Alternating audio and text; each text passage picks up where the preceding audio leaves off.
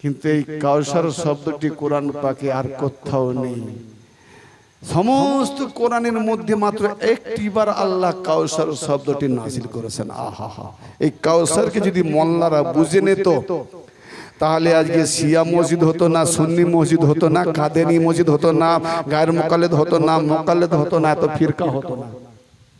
যদি কাউসারকে বুঝে নেয়, এই কাউসার, ইন্না আতাইনাকাল কাউসার, হে নবী নিঃসন্দেহে আমরা আপনাকে কাউসার তথা ঝর্ণা ধারা, কাউসার মানে কি?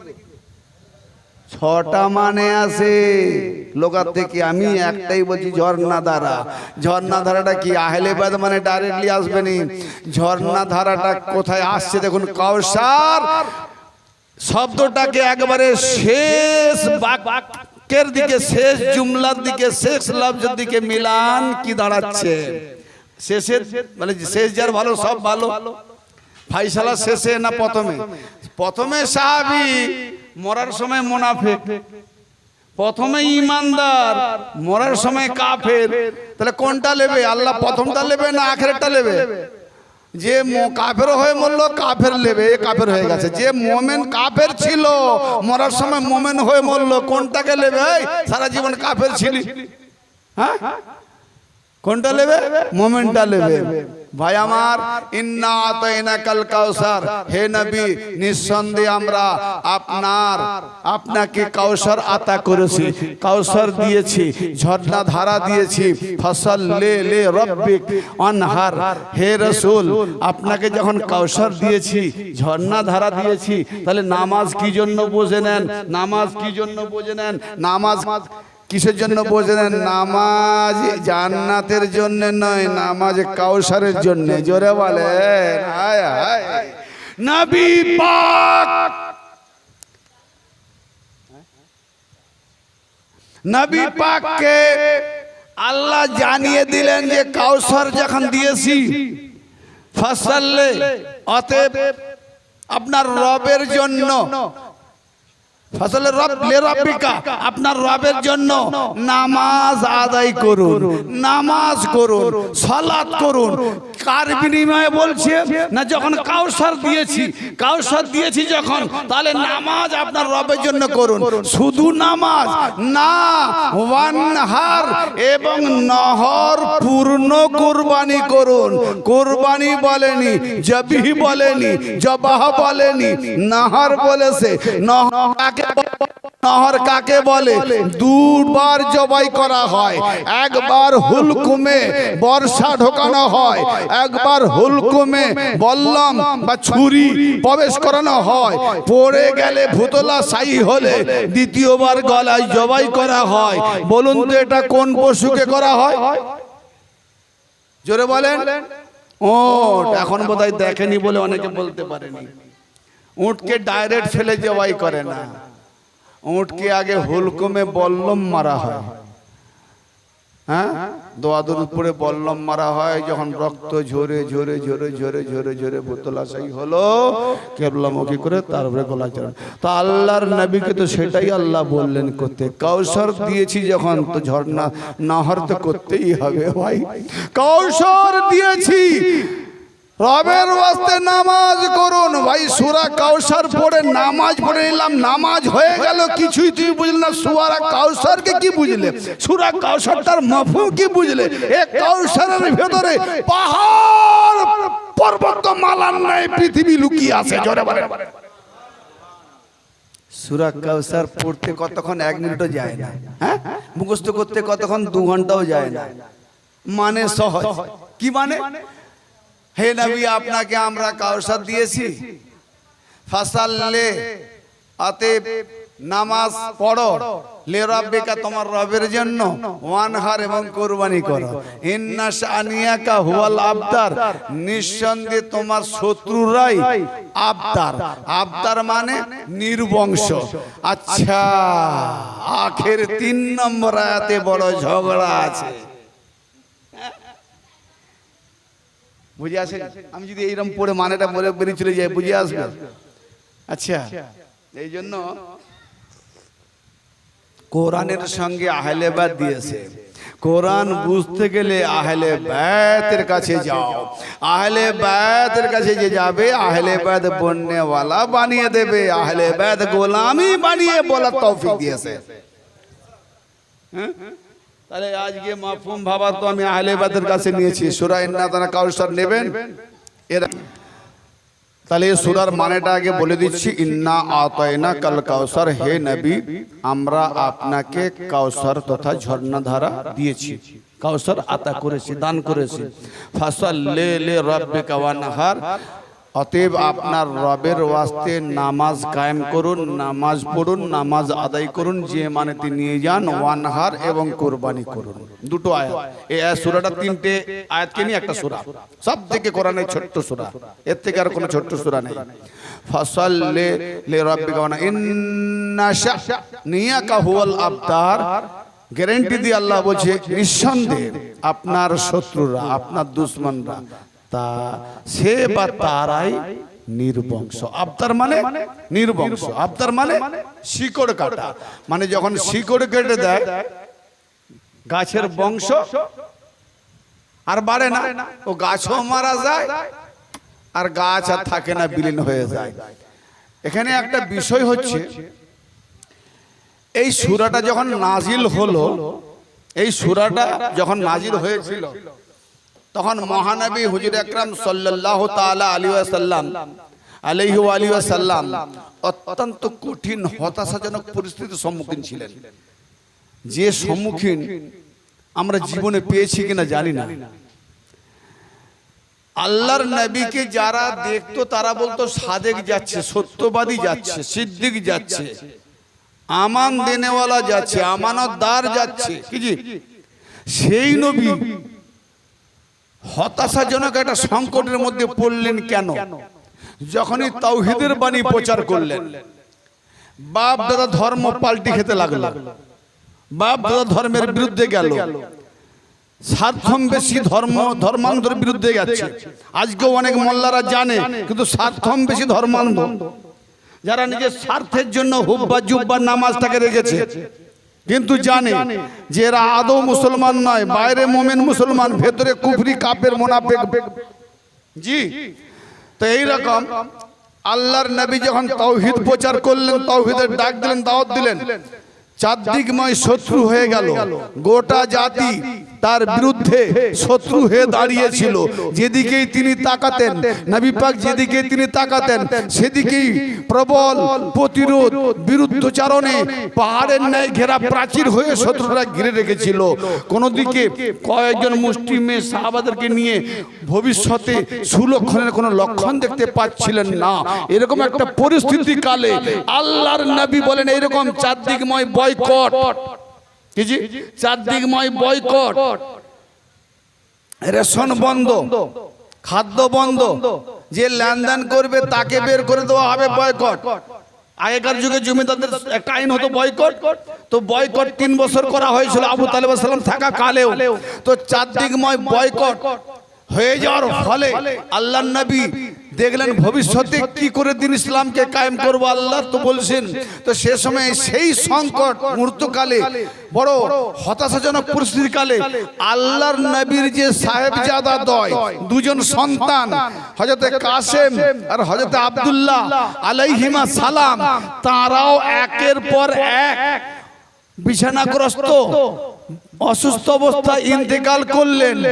বলুন, পুরো গ্রাম শহর অঞ্চল যদি শত্রু হয়ে যায়, আর সেই সময় যদি তার ঘরের সন্তান ছেলে পুলে মারা যায়, শত্রুরা আনন্দ উল্লাস করবে না, শোক মানাবে। কি পরিস্থিতি, নবীকে কি ইমতিহান, কি পরীক্ষা। সেই সময় যখন আল্লাহর নবী দুজন সন্তান দয় একের পর এক ইন্তেকাল করলেন, মক্কার কাফের কুরাইশ সরদাররা সুযোগ পেয়ে গেল আর বলতে লাগলো উল্লাস উচ্ছ্বাস করে যে মুহাম্মদ আবতার হয়ে গেছে। এবার আবতার বুঝতে পারলেন, আবতার হয়ে গেছে। আবতার মানে শেকড় কাটা নির্বংশ, অর্থাৎ যার বংশ নাই, মুহাম্মাদের বুনিয়াদ এখানেই খতম। জি, নাজিল হলো মোহাম্মদ আবতার শেকড় কাটা নির্বংশ হয়ে গেছে, হ্যাঁ, আর মোহাম্মদের আওলাদ নেই। অন্য বর্ণনায় আবু জাহেল ও আরো প্রমুখ কাফের সর্দাররা বড় উল্লাস উচ্ছ্বাসের সঙ্গে নিস্তার পরিচয় দিয়ে বলেছিল, ইন্না মুহাম্মাদান আবতারু লা ইবনা লাহু ইয়াকুম। বুঝে নেন, এ কওলের মাধ্যমে, এ দলিলের মাধ্যমে এবারে বোঝেন আজকেও ইসলাম কোন জায়গায় দাঁড়িয়ে আছে। আবু জাহেল প্রমুখ কাফের সর্দাররা বলতে লাগলো, ইন্না মুহাম্মাদান আবতার, নিঃসন্দেহে মুহাম্মদ আবতার হয়ে গেছে, নির্বংশ হয়ে গেছে, নির্মূল হয়ে গেছে, শিকড় কাটা হয়ে গেছে, বংশ উজাড় হয়ে গেছে। ইন্না মুহাম্মাদান আবতার লা ইবনা লাহু, তার তো কোনো সন্তান নাই, তার তো কোনো পুত্র নাই, তার তো কোনো বেটা নাই। লা ইবনা লাহু ইয়াকুমু মাকামাহু বাদাহু, যে তারপরে তার মোকামে বসে পরিচালনা করবে। মানে মুহাম্মাদের যখন সন্তান নাই, আওলাদ নাই, তো তার মোকামে আর কে আছে যে বসবে? তার মোকামে তার কায়েম থাকার মতো যোগ্য কোনো অভিভাবক নাই, স্থলাভিষিক্ত করার লোক নাই। ফাইজা মাতা, যখন সে মারা যাবে, যখন সে মারা যাবে, কাফের আবু জাহেল প্রমুখ সর্দাররা বলছে, যখন মুহাম্মদ মারা যাবে, ফাইজা মাতা ইন কাতা জিক্রুহু, অতএব মুহাম্মদ যখন মারা যাবে তো তার জিকির আজকার চর্চা বন্ধ হয়ে যাবে, তার নাম নিশানা থাকবে না। ওয়াস্তারাহাতুম মিনহু, আর তখন তোমরা ওই তার থেকে নিষ্কৃতি পেয়ে যাবে। তাহলে মুহাম্মদ যে ধর্ম উলটপালট করে দিচ্ছে, মুহাম্মাদের বংশ নাই, তাহলে মুহাম্মদ মারা গেলে তার জায়গায় বসার মতো এত আওলাদ নাই। জি, এখন বলুন, মুহাম্মাদের আওলাদ নাই বলে কি মুহাম্মাদের জায়গায় আওলাদ বসে? খুলে যাচ্ছে রাজ, সূরা কাউসারের রাজ খুলতেছে। আগুনের তুসতুস করে চাপা আগুন জ্বলতেছিল, ফরাস করে উঠতেছে না, এখনো বুঝে আসেনি। তাহলে বোঝা গেল কাফেররাও জানতো যে মুহাম্মাদের জায়গায় আওলাদে মুহাম্মদ বসবে। তো আজকের মোল্লারা কাফের থেকেও কি বড় কাফের নয়? ঘর করেন, ঘর করেন। হায় হায়, খুললে অনেক, না হলে কিছু নয়, যেন তুষের আগুন তুস করে ভিতরে জ্বলছে রেখে। কাফেররা বলছে, মক্কার কুরাইশ কাফেররা জানতো যে মুহাম্মাদের জায়গায় মুহাম্মাদের আওলাদই বসবে, তার আওলাদ যখন নেই তো আর বসবে কে? তাই মুহাম্মদ আবতার, নির্বংশ, শিকড় কাটা। তাহলে কাফেররা জানে মুহাম্মাদের পুত্র নাই তো বসবে কে? আর আমরাও জানি বাপের সূত্রে ছেলেরাই ওয়ারিসিপানা করে, পরিচালনা করে, ঠিক না বেঠিক? মেয়েরা হয়, কিন্তু আল্লাহ তো সিস্টেম ঘুরিয়ে দিয়েছে। ওখানে মরিয়ামের জোড়া রাখলেন না, বিনা বাপে ঈসা রুহুল্লাহ, ইসহাক থেকে নবী আসা ঈসা পর্যন্ত বন্ধ, আর ইব্রাহিম ইসমাইল থেকে মুহাম্মদ আর আলী। জোরে বলে, আরে চ্যানেল তো দেখো, চ্যানেল তো দেখো। এই সূরা কাউসারকে দিয়ে রামচন্দ্রপুরে ইনশাআল্লাহ শুরু করব, তবে তার একটু মুক্তাসার বলে দিই। আপনারা সবাই যাবেন রামচন্দ্রপুরে, কারবালার দলিল কাকে বলে ইনশাআল্লাহ, ওখানে তো একটু বসিক নাকি সব জাননেওয়ালা আছে, তাই আমি একটু জানতে যাব। জি, একটু জানতে যাব ভাইরা আমার। তাহলে কি বললো? মুহাম্মাদের নাম চর্চাটাই মুছে যাবে। হ্যাঁ, মুহাম্মাদের বেটা যখন নেই, পুত্র নাই, আর এটাই তো এজিদ দেখিয়েছিল যে মুহাম্মাদের বেটা দুজন ছিল, পুত্র ছিল, মারা গেল। তারপর আবার মুহাম্মাদের বেটা কোত্থেকে এলো? বলে বেটি থেকে। কে বেটি? না ফাতেমা থেকে। তো তিন বেটি যদি ছিল, আরো তাদের কোনো বেটা গেল কোথা? চার বেটি তো। মুহাম্মদ নবীর বিয়ে হলো 25 বছরে, 29 বছরে কাসেম, তারপরে জয়নব, তার তারপরে রুকাইয়া, তারপরে কুলসুম, তারপরে আব্দুল্লাহ, তারপরে ফাতেমা। তো 3 বেটির বিয়ে দিল নবুয়তের 5 বছর পূর্বে। 3 বেটির বিয়ে দিল, তাহলে 30 বছর থেকে 35, 5 বছর, তাই তো? নবুয়ত ঘোষণা করার 5 বছর পূর্বে 40-এ, তাহলে 5 বা 6 বছরে 3 বেটি বড় হলো কবে আর বিয়ে হলো কবে? মৌলভী সাহেব 4 বেটি দেখাতে গেলে হিসাব তো লাগা। ফাতেমার জন্য নবী দাঁড়িয়ে যেতেন, হাতে বোঝা দিতেন, কপালে চুমু দিতেন। 3 বেটির বেলায় নবী একবারও দাঁড়ায়নি কেন? নবী কি ন্যায় বিচার করেছেন? কমবক্ত মৌলভী, নবীকে আদল বানাচ্ছ না জালিম বানাচ্ছ? আস্তাগফিরুল্লাহ, মাআযাল্লাহ। ফাতেমাকে, আলীকে, বেটাদেরকে নিয়ে আহলে বাইত পাক পাকি যে আল্লাহ তাদের থেকে নাপাককে দূরে রেখেছে, আর 3 বেটির কাছে নাপাক রয়ে গেলে কেন? দূরে কেন করলে না? নবীর বেটিরা নাপাকে থাকবে।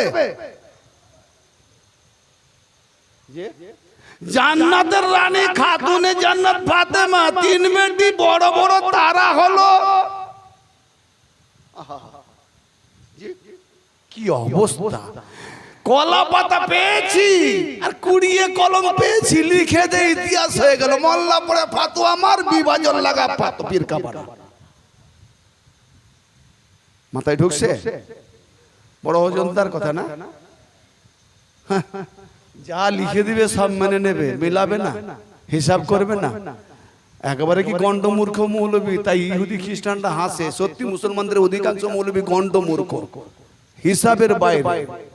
জি আচ্ছা ভাইজান, একটা কথা বলি,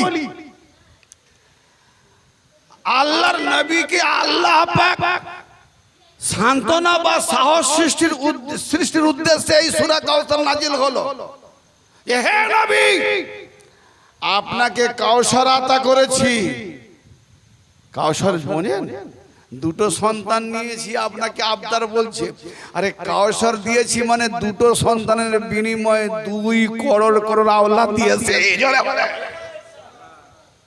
আরে কাউসার মানে ঝর্ণা ধারা। মা ফাতেমা হলো কাউসার, আলী হলো কাউসারের নহর। সেখান থেকে ঝর্ণা ধারা আওলাদের রাসূল পৃথিবীর কোনায় কোনায় আওলাদের রাসূল চেয়ে গেছে। এর নাম হলো কাউসার।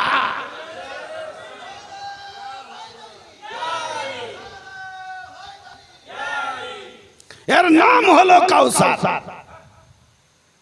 হ্যাঁ, আর তারপর মানুষ শেষে বলছে কি? ইন্না শাআনিয়াকা হুয়াল আবতার। হে নবী, নিঃসন্দেহে যারা আপনাকে যে বা যারা এড়িয়ে যায়, সেই সব শত্রুরাই নির্বংশ, লেজ কাটা, দুম কাটা, শিকড় কাটা, নির্বংশ, নির্বুল। আপনি নন। নবী নির্বংশ নন, নবীর পুত্র নাই, নবী নির্বংশ নাই।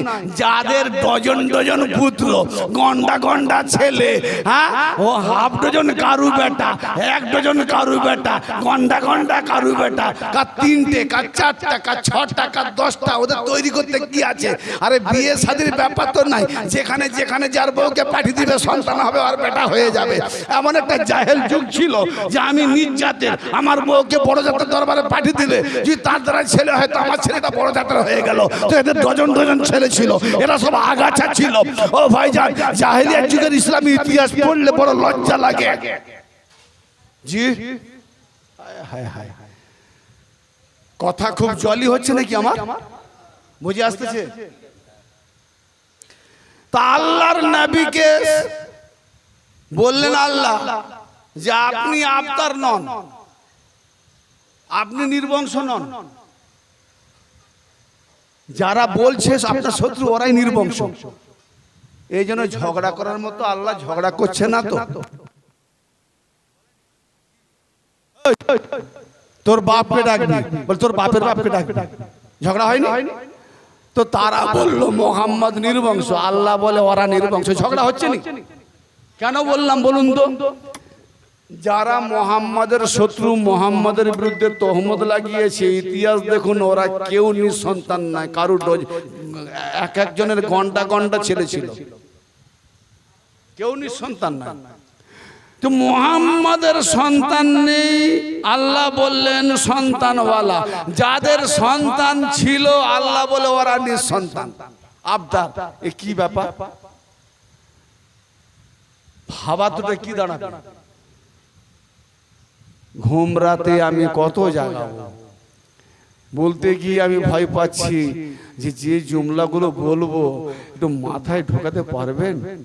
আয় আয় আগাছা বলছে, ওরা যে বলছে না, ওদের কারুরই হালাল জাদা নেই, যত আছে হারাম জাদা, আগাছা।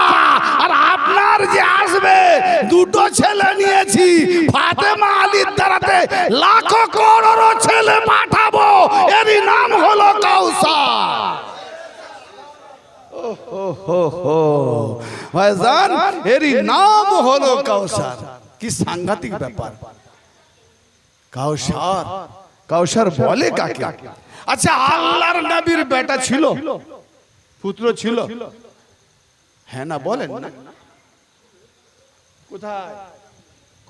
আপনি নিয়ে নিয়েছি। তাহলে মোহাম্মদের তো কেউ না কেউ থাকবে। মোহাম্মদের ওয়ারিস না থাকলে তার মোকামে বসবে কি করে?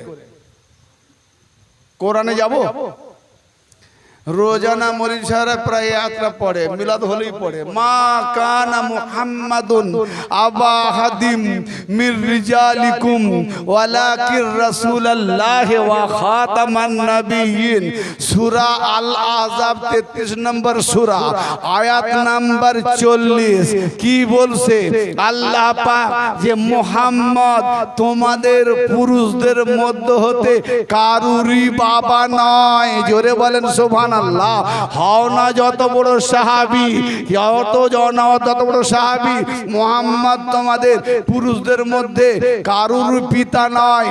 তার মানে মুহাম্মদকে বাবা বলবে কিসি? আমরা পীরকে বাবা বলি, খাজাকে বাবা বলি, গৌসকে বাবা বলি, দাতাকে বাবা বলি। শুনেছেন জীবনে মুহাম্মদকে বাবা বলতে? কিছু কিছু কমবক্ত মৌলবী বাবা মোহাম্মদ রাসূলুল্লাহ বলে দেয়। আরে কমবক্ত মৌলবী এ কোরআনের খেলাফ বললো, কোরআনের বিরুদ্ধে বললো। তো যে মৌলবী কোরআনের বিরুদ্ধে বলে, হোক না যত বড় মৌলবী, ও তো কাফের হয়ে গেল। কারণ আল্লাহ কাফের মানে আল্লাহর আয়াতকে ইনকার করলো, তাহলে কাফের তো হয়ে গেল। মা কানা মুহাম্মাদুন আবা হাদিম মির রিজালিকুম, মুহাম্মদ তোমাদের পুরুষদের মধ্যে হতে। তো মুহাম্মদকে যারা মানে, যত সাহাবী পুরুষ, তাদের কারুরই পিতা নয়। তাহলে মুহাম্মদ কি না আল্লাহর রাসূল, খাতমে নবুয়ত, নবুয়তের মোহর শেষ নবী, আর তো কিছু নয়। কিন্তু ওই একই সূরার 6 নম্বর আয়াত কি বলছে? আন-নাবিয়্যু আওলা বিল মুমিনিনা মিন আনফুসিহিম ওয়া আজওয়াজুহু উম্মাতুহুম। কি সাংঘাতিক কথা! ও বকশু মৌলবী, শুধু পড়ে বকশে দাও। আরে খুশবু মৌলবী, একটু খুশবু নিয়ে নাও। কাকে বলে? কোরআনে বলল মুহাম্মদ তোমাদের মধ্যে কোন পুরুষের পিতা নয়। আর এখানে বলছে 6 নম্বর আয়াতে আন-নাবিয়্যু, আল্লাহ বলছে আমার নবী, আমার নবী মুমিনদের প্রতি তাদের নফস হতে, তাদের জান হতে অধিক ক্ষমতা রাখে, অধিক এখতিয়ার রাখে। ওয়াজুহুম মাহাতুহুম, আর নবীর বিবিগণ মুমিনদের মা। জোরে বলে বিচার করেন। জলি সব নাকি কোরআন বুঝে গেছে। আবে যেখানে কোরআন বুঝতে পারেনি, হাদিস কি করে বুঝবে? ভালো করে কোরআন বোঝো। যেখানে মোহাম্মদ কারুরই বাবা নয়, সেখানে মোহাম্মদের বিবি মোমেনদের মা। কি সাংঘাতিক ব্যাপার! মোমেনদের মা এ কি করে হলো? আচ্ছা ভাইজান, মোহাম্মদের বিবি যদি আমাদের মা, তাহলে বিবির স্বামী কি হবে? রিস্তা কি বলে? তাহলে কি বলবো? ও আমার মায়ের স্বামী। কোন মোল্লা ডাকে নাকি হবে?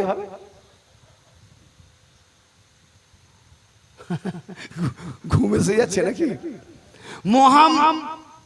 আমি এই জন্যই বলছি যে মোল্লা নাকি কোরআন বোঝাবে। চ্যালেঞ্জ করছি, তিনটে আয়াতের মানে ভাবা তো বুঝিয়ে দিক, দেখবো তুমি কত বড় পাহাড় মৌলবী আছো। কোরআন বোঝেনি, আহলে বায়াত কি প্রশ্ন করছো? বকশো মৌলবী, খামখেয়ালি করতে যেও না। তোমার কুফরির যে কুফরি যেটা আছে ভেতরে টুটি ধরে নেবো, কুফরির টুটি। মুহাম্মদ তোমাদের পুরুষদের মধ্যে কারোরই বাবা নয়, ভালো কথা। ফের মুহাম্মাদের বিবিগণ মোমেনদের মা, তো মোমেনরা কি পুরুষ নয়? মোমেনরা কি হিজড়া? হ্যালো, মোমেন মোমেনাত, মোমেন পুরুষ, মোমেন নারী, এই তো। তাহলে মোমেনদের প্রতি কি সাংঘাতিক কোরআন বলছি আমি। এই জন্য তো বিশ্বের মৌলবীরা খুব একটা লাগতে পারেনি, বলে এ তো হাদিস বললাম তো বানাওয়ার জাল ফাল বলে হাদিস দাম, কোরআনকে কি শিয়াও বলতে পারেনি। কেন শিয়া বলে কোরআন, তাহলে শিয়ারই কোরআন। কি সাংঘাতিক। মুহাম্মাদের বিবি মোমেন আমাদের মা, আর মুহাম্মদ আমাদের বাবা নয়। কি বুঝা গেল? কিছু বুঝতে পারলেন? হ্যাঁ না বলেনি, না বললেই বলবো, না লেখা দাঁড়িয়ে থাকবো, বুঝে যায় না? হ্যাঁ তো বলুন, তাহলে আমি দাঁড়িয়ে রেখে দেবো সিঙ্গেল রেড। হ্যাঁ, কি বুঝে গেল? আরবের জাহেলিয়াত জামানার যত বড় হোক না কেন, জাহেল বিবেক তো আছে যে মুহাম্মদ যখনই মারা যাবে তাহলে মুহাম্মাদের বিবিকে বিয়ের প্রস্তাব পাঠাবো। তো মুহাম্মদ তোমাদের বাপ, তোমরা যোগ্যই নয়, তোমরা যোগ্যই নয় মুহাম্মাদের বেটা হওয়ার, তাই মুহাম্মদ তোমাদের বাপ নয়। কিন্তু জেনে রাখো, মুহাম্মদ যখন তোমার বাপ নয়, এ বেহায়া বেশরম, হায়া কর, শরম কর, লজ্জা কর, মুহাম্মদ মারা যাওয়ার পর মুহাম্মাদের বিবিকে বিয়ে করার জন্য প্রস্তাব পাঠাবে না, কারণ মুহাম্মাদের বিবি মোমেনদের মা। জি, তাহলে মুহাম্মাদের বিবি মোমেনদের মা, কিন্তু মুহাম্মদ বাবা হলেন না। তাহলে এখন বলুন, মুহাম্মদ কি কারো বাবা হবেন না হবেন না? হবে না? হবে, কারো না কারো বাবা আছে না? তো দেখি মুহাম্মদকে কাফেররা বলেছিল মুহাম্মদের বংশ যখন নাই, নির্বংশ, তো তার মোকামে বসার কোনো ওয়ারিস নাই। তো আজকে কোন লাওয়ারিস বসে গেল আর কোন ওয়ারিসকে হারানো হলো?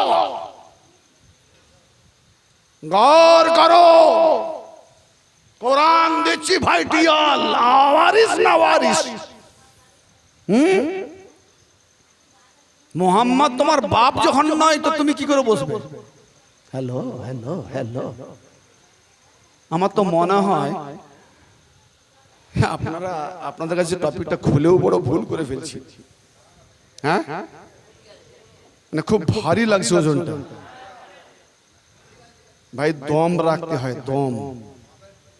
হ্যাঁ, দম রাখতে, বলতে গেল জানি অনেকে সাহস পায় না, আর আমি হোসেনের গোলাম, ভয় পাই না।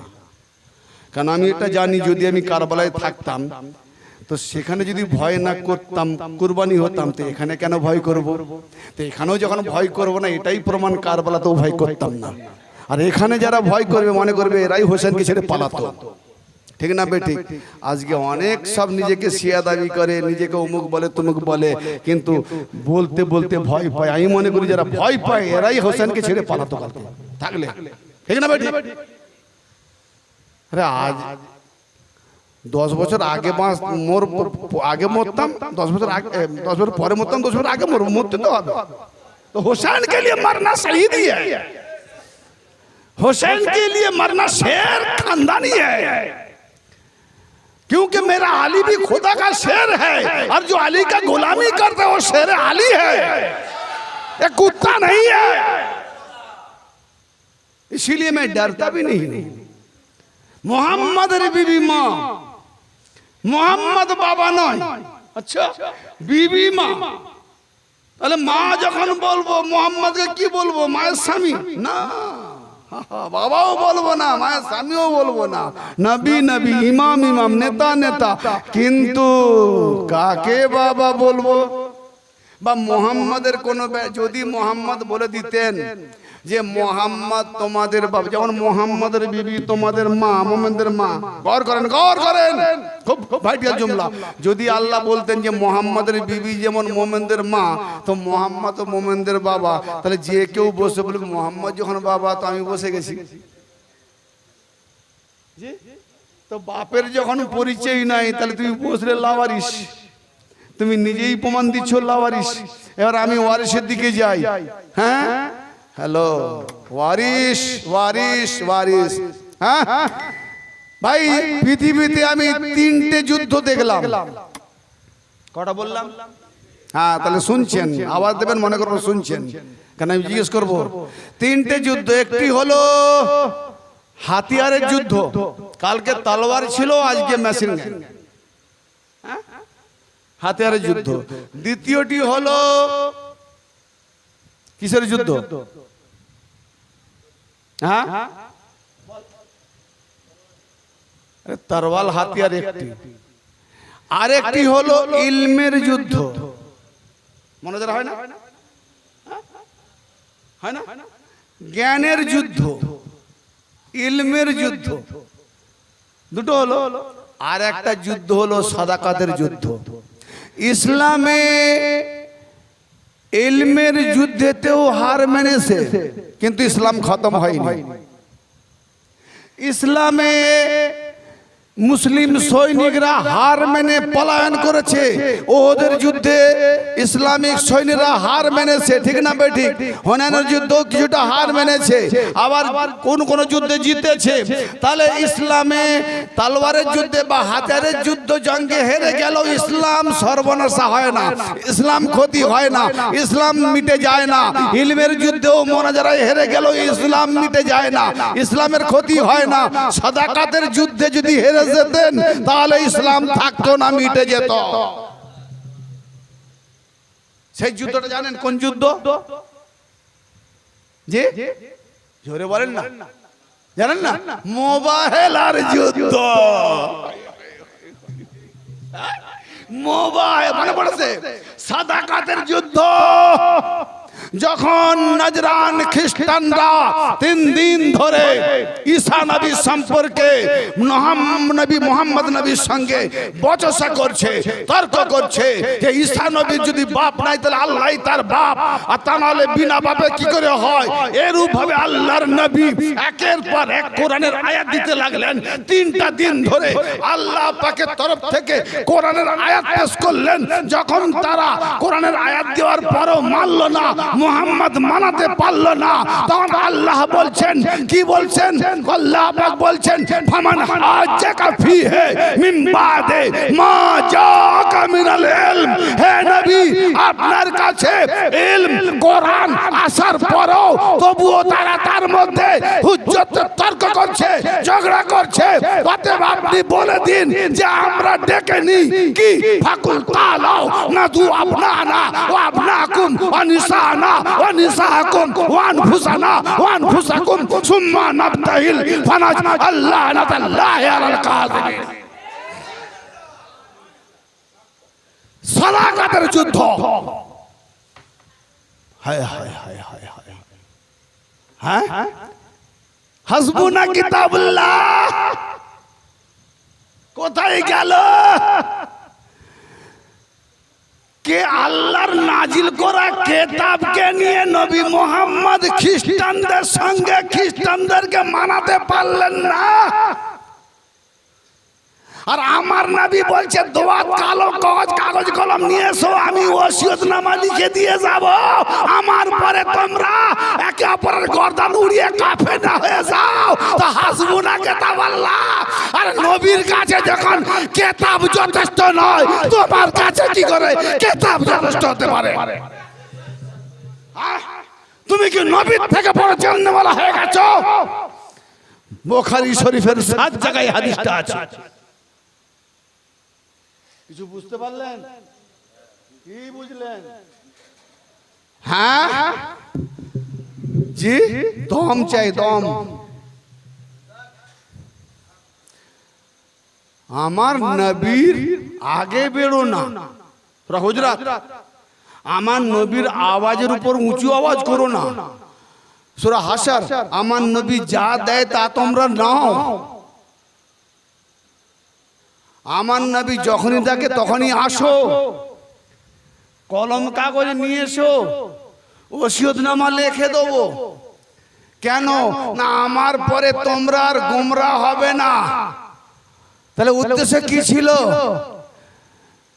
যে আমি গদরে কমে আওয়াজ দিয়েছি, মুখে বলেছি উড়িয়ে দেবে, লিখে দেবো, উড়াতে পারবে না। তখন কি বলা হলো? হাসবুনা কিতাব আল্লাহ, আহলে বাদ দরকার নাই, আলীকে দরকার নাই, আহলে বাদ লাগবে না। হাসবুনা কিতাব আল্লাহ, আল্লাহর কিতাব যথেষ্ট। নবীর জন্য আল্লাহর কিতাব যথেষ্ট হলো না, আর নবীর নাকি সাহাবীর জন্য কিতাব কি করে যথেষ্ট হলো রে পড়া মুয়া? জবাব, জবাব চাই, জবাব। ইসলামকে কি পেয়েছো? খেলার পুতুল? হ্যাঁ, আম মানুষকে ভাঁড় পেয়েছো?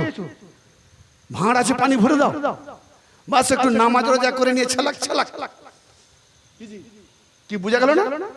আম মানুষকে ভাঁড় পেয়েছে, এই কিছু করতে হবে না, নামাজ পড়, রোজা কর, তসবি পড়, এটা পড়, ওটা পড়, সব গুনাহ মাফ। বাস ওটাকে মানুষ নিয়ে ওই যেমন কলসি কিছু পানি নিয়েছে না, ছালাক ছালাক। কি আছে খালি কলসি নিয়ে গেছিল, আওয়াজ নেই, বলে এখন আমি নামাজি হয়ে গেছি তাই ছালাক ছালাক। ঠিক না বেটি? দু চারটা জুম্মা পড়ে মৌলভী সাহেব হয়ে গেছে, ছালাক ছালাক মারতেছে। আর ভরা কলসি, খালিতেও আওয়াজ নেই, ভরাতেও আওয়াজ নেই, কিন্তু যখন ভরা দেবে না ডুবিয়ে ছাড়বে। ঠিক না বেটি? হ্যাঁ, ডুবিয়ে ছাড়বে। এখানে মানেটা কি? খ্রিস্টানদের সঙ্গে নবী একের পর এক কোরআনের আয়াত দিয়ে গেলেন, খ্রিস্টানদেরকে নবী মানাতে পারলেন না। তখন আল্লাহ বললেন, না নবী, রাখো কোরআন, রাখো কিতাব, তুলে নাও ফাতেমা আলী হাসান হোসেনকে। আল্লাহ বলছেন যে আমার কিতাব এখানে যথেষ্ট নয়, এরই নাম আল্লাহকে সাহায্য করা। ভাই সাহেব না বললে আমি এত দূর যেতাম না, বলে আহলেবাদ বসে না, একটু আহলেবাদ বুঝিয়ে দেবেন। তো আমি আহলেবাদের একটা কনে যেতে পারিনি ভাই। আমি যে টপিক এতে রেখেছি না হলো 4-5 রাত শেষ হবে না। 45 খানা দলিল লেগেছি, তার মধ্যে 3টে না 4টে দলিল লেগেছে। আমি ভাবতে পারিনি আমি বলবো না, যেতে পারবো না। আর বেশি দিলে আবার তো মাথা বুড়ো হয়ে যাবে, নিতে পারবে না। এই টপিকে শেষ করে আমি বাস সাহেবের দিকে যাবো। আহা সাদাকাত। তখন আল্লাহ বললেন, হে নবী, যখন আপনাকে কিতাব দিয়েছি, ইলম দিয়েছি, তাহা সত্ত্বেও যখন ওরা মানেনি, তো আর তর্ক যুদ্ধ করে লাভ নেই। ফামান হাজ্জাকা ফীহি মিন বাদি মা জাআকা মিনাল ইলম, রাখো ইলম, রাখো কিতাব, রাখো কোরআন। কি ফাকুল, সুতরাং আপনি বলে দিন কি, তালাও, এসো, না দো আবনানা ওয়া আবনাকুম, আমরা ডেকে নিই আমাদের পুত্রদেরকে, তোমরা তোমাদের পুত্রদেরকে। জোরে বলেন সুবহানাল্লাহ। মা কানা মুহাম্মাদুন, মুহাম্মদ কারুরই বাবা নয়, মুহাম্মাদের বিবি তোমাদের মা। আর এখানে মুহাম্মদ যখন কারো বাবা নয়, তো এখানে মুহাম্মাদের পুত্র ছিল কোথায় যে নিয়ে যাবে? যে কি ভাবছেন? কি ভাবলেন? কোরআন মোল্লা পড়ে বুঝাও, আমাকে পড়ে বুঝাও। আল্লাহর নবীকে আল্লাহ বললেন মুহাম্মদ কারুরই বাবা নয়, কারুরই পিতা নয়। আবার আল্লাহ বলছে মুহাম্মদ বলে দাও তোমরা তোমাদের পুত্রদের নিয়ে এসো, আমরা আমাদের পুত্রদের নিয়ে আসি। তো মুহাম্মাদের পুত্রই যখন নাই, মুহাম্মদ যখন কারো পিতাই নয়, তো মুহাম্মাদের বেটা ছিল কোথায়, মুহাম্মাদের পুত্র আছে কোথায়? যে আমার নবীকে আল্লাহ পাক বলছেন যে তোমরা তোমাদের ওকে বলো তোমরা তোমাদের পুত্রদের নিয়ে এসো, আমরা আমাদের পুত্রদের নিয়ে এসি। মোল্লা বল মুহাম্মাদের পুত্রকে মা কানা মুহাম্মাদুনে মুহাম্মদ কারুরই বাবা না, তার বিবিগণ মা। আবার এখানে কি বলছেন কোরআন? আল্লাহ যেন হেরাফেরি খেলছে না, তা আল্লাহর হেরাফেরি মোল্লা বুঝতে পারেনি, তাই আল্লাহ ধর্ম ছেড়ে মোল্লা বলছে মোর ধর্ম মান। এখন দেখবেন চারদিকে আল্লাহ ধর্ম নেই, সব মোল্লার ধর্ম। এই আল্লাহর ইসলাম নয়, যত সব চলছে অধিকাংশ মোল্লার ইসলাম। এই আম জনতার মোল্লারা খোদা হয়ে বসে আছে। ডাইরেক্টলি খোদা না বললো, তারা হালাল হারাম যাই বলুক না কেন আম মেনে নেয়, ওটাকেই খোদা বলে মেনে নেওয়া, এটাও কোরআনে আছে। হাকিকতের সন্ধান না করে যদি মোল্লাদের কথাকে বিনা প্রমাণে মেনে নেয়, তো তাকে খোদা বলে মেনে নেওয়া হলো, সে ফেরাউনের বান্দা হয়ে যাবে, আল্লাহর বান্দা হবে না। এটাও কোনোদিন যদি সময় পাই তো টপিক দিয়ে যাব যে মোল্লারাও খোদা হয়ে আসে। জি হ্যাঁ হ্যাঁ, মোল্লারা খোদা হয়ে আসে, কসম খোদার কোরআন বলছে মোল্লারা খোদা হয়ে আসে। তো মোল্লা সে আর মোল্লা থাকে না, যে আহলে বাইতের গোলামি করে সে শেরে গোসাইন হয়ে যায়। আল্লাহ কি বলছেন? যখন কোনো বান্দা আমার দিকে গোলামি করে, আমি যখন তাকে আপন করে নি, তখন আমি সেই হয়ে যাই। তো আল্লাহ কি আর গোলাম থাকে? আল্লাহ শের, তাকে শের বানিয়ে দেয় না। আল্লাহর মাহবুব এর হাত আল্লাহর হাত, তা আল্লাহর মাহবুবের পা যদি আল্লাহর পা হয়, তো ভাই আমরা আল্লাহর পায়ে যদি তাজিমি সেজদা করি, জায়েজ হবে না না জায়েজ হবে? তো এখানে আল্লাহর নবী মানে আল্লাহ বলছে কোন মাহবুব যখন আমার হয়ে যায়, আমি তার পা হয়ে যায়, যার দ্বারা সে চলে। তো আল্লাহ তার পা হলো, এখানটা কুফরি হলো না, এখানটা কুফরি ফতোয়া দিলেন না। আর আল্লাহর ওলিকে আল্লাহর পা মনে করে যদি কেউ মাথা নুয়ে দেয়, তাজিমি সেজদা করে দেয়, এ মোল্লা বলে ফাঁসে কাফের। এ মোল্লা আগে জবাব দেই হাদিসের উপরে, তুই হালাল জাদা না হারাম? আমি তাজিমি সাইদার টপিককে নিয়ে যাব ইনশাআল্লাহ। একটা দিয়েছি ঠিক মতো হয়নি, তার জবাব দেওয়ার জন্য আমি অনেক তাজিমি সাইদার টপিক বেছে রেখেছি। তো সেরকম মৌকা না হলে দিয়ে লাভ পাবো না, কারণ সেই টপিকগুলো দেবো আর ফটাফট গিলে খেয়ে নেবে, তার দাঁত পাবো না, শ্বাস পাবো না, জুনুন পাবো না, তো বলে মজাও পাবো না। জুনুনওয়ালা শ্রোতা থাকবে তো লেনেওয়ালা দেনেওয়ালা দুজনে ঠিক মিলবে, ঠিক না?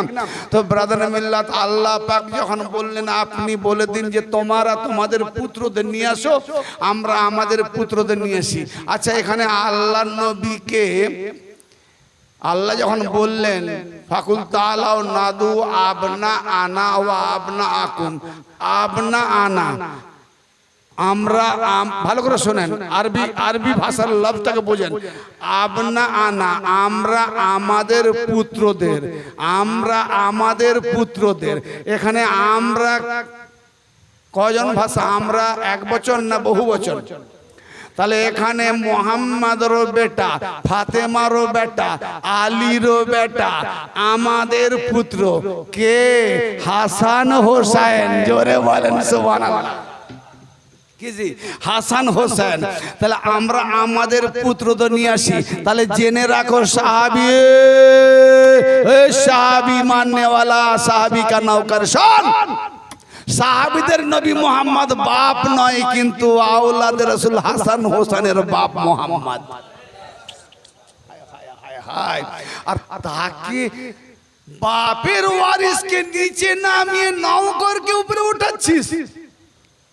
হ্যাঁ? আপনি যে কোম্পানিতে চাকরি করেন সেই সাহেবের কোন ছেলে এলো তাকে বাইরে বসাতে দিলেন চেয়ার দিয়ে, আর কোন নৌকর এলো তাকে ভেতরে তাজিম করছেন। যদি ছেলে বলে যে নৌকরকে বসিয়েছে ভেতরে খুব খাতির তাজিম, আর আমি আপনার ছেলে আমাকে বাইরে বসিয়েছিল, ওই কোম্পানি আপনাকে ফুলের মালা দিয়ে কারখানা থেকে বের করবে না জুতোর মালা দিয়ে বের করবে? জুতোর মালা। খোদার কসম, আল্লাহর নবীর আওলাদকে যারা পিছনে করেছে আর নওকরগুলোকে আগে করেছে, এদেরকে জুতোর মালা মেরে মেরে জাহান্নাম আর কুত্তা বানিয়ে ছাড়বে। পেয়েছো কোথায়? কোরআনকে উলটপালট করবে তুমি। হাদিসের নামে জাল ভেজাল অনেক কিছু করেছো, কোরআনকে উলটপালট করবে, এ কি কথা? আবনানা ওয়া আবনাকুম, আমরা আমাদের পুত্রদের নিয়ে আসি, তোমরা তোমাদের পুত্রদের নিয়ে আসো। ওয়া নিসানা ওয়া নিসাকুম, আমরা আমাদের মহিলাদের নিয়ে আসি, আমরা আমাদের নারীদের নিয়ে আসি, তোমরা তোমাদের নারীদের নিয়ে এসো। ও আনফুসানা ওয়া আনফুসাকুম, আমরা আমাদের জান নফসকে আনি, তোমরা তোমাদের জান নফসকে আনো। অর্থাৎ আমরা আমাদের নিজেদেরকে ডেকে আনি, তোমরা তোমাদের নিজেদেরকে ডেকে আনো। তাহলে নিজেদের বেলায় কে? আলী, আর নিসার বেলায় কে? ফাতেমা, আর পুত্রের বেলায় কে? হাসান হোসেন। তো ভাইজান এখানে কিসের লড়াই? কিসের লড়াই? সুম্মা নাবতাহিল ফানাজাল লানাতাল্লাহি আলাল কাযিবিন, অতঃপর আমরা উভয়ে গিড়গিড়ি হাত তুলি, আয় আল্লাহ আমাদের মধ্যে যারা মিথ্যেবাদী তাদের প্রতি তুমি লানত বর্ষাও, গজব নাজিল করো, আর যারা সত্যবাদী তাদের প্রতি নাই। ঠিক না? তো বলেন, যদি এখানে খ্রিস্টানরা আসতো আর আহলে বায়তরাও তো গিয়েছেন, যদি মিথ্যাবাদী লানত না আসতো তাহলে হয় দুজনেই সত্য আর না হলে দুজনেই মিথ্যা। গৌর করেন। কিন্তু তারা কি দেখেছিল?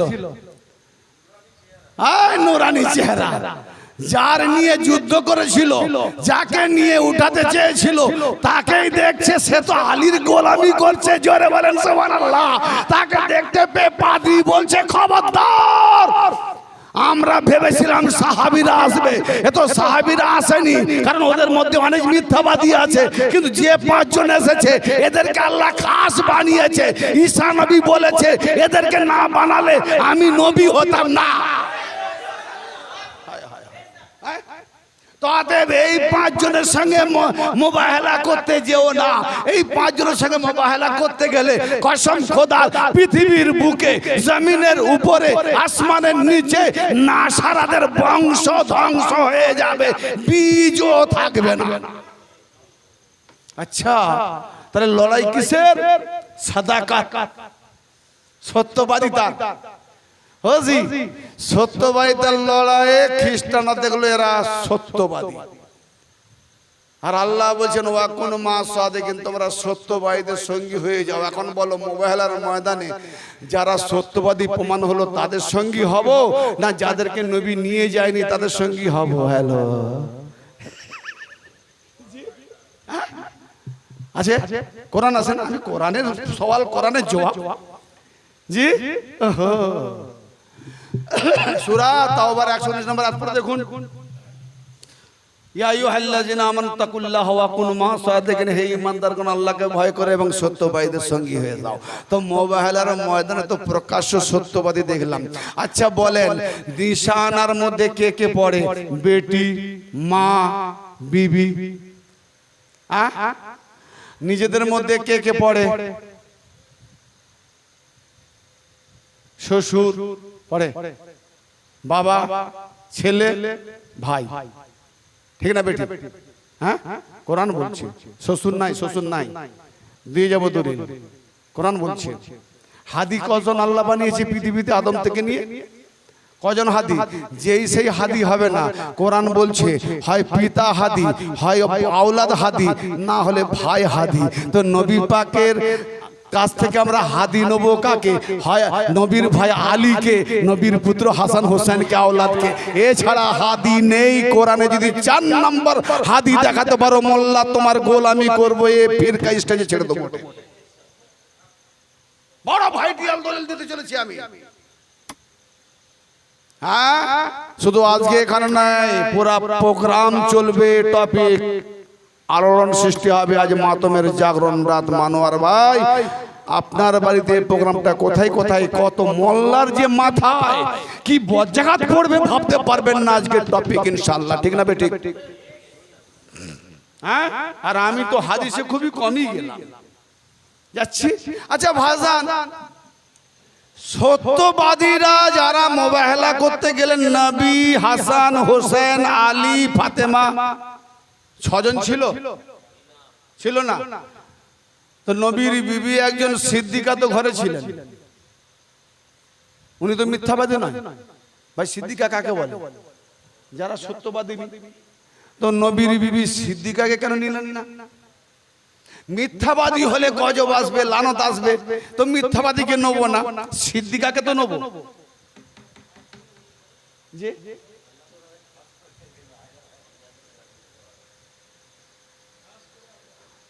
তো যারা খাস সেই ফাতেমার নামে একবার মৌলভী ভাই বলেনি সিদ্দিকা ফাতেমা। যদি খাস তো তার নামে তো সিদ্দিকা বলনি, আর যে আম তাকে সিদ্দিকা। কেমন তোমার বিচার? বড় দাজ্জালের দল। টপিকটা শেষ করি, কথাটা মাথায় রাখুন। আমি ভেবে ভেবে বলছি, এই আয়াতের ভেতরে এত মাল আছে, সব দিলে আবার বিগড়ে যাবে। ঠিক মেন কয়েকটা পয়েন্ট দিয়ে যাব।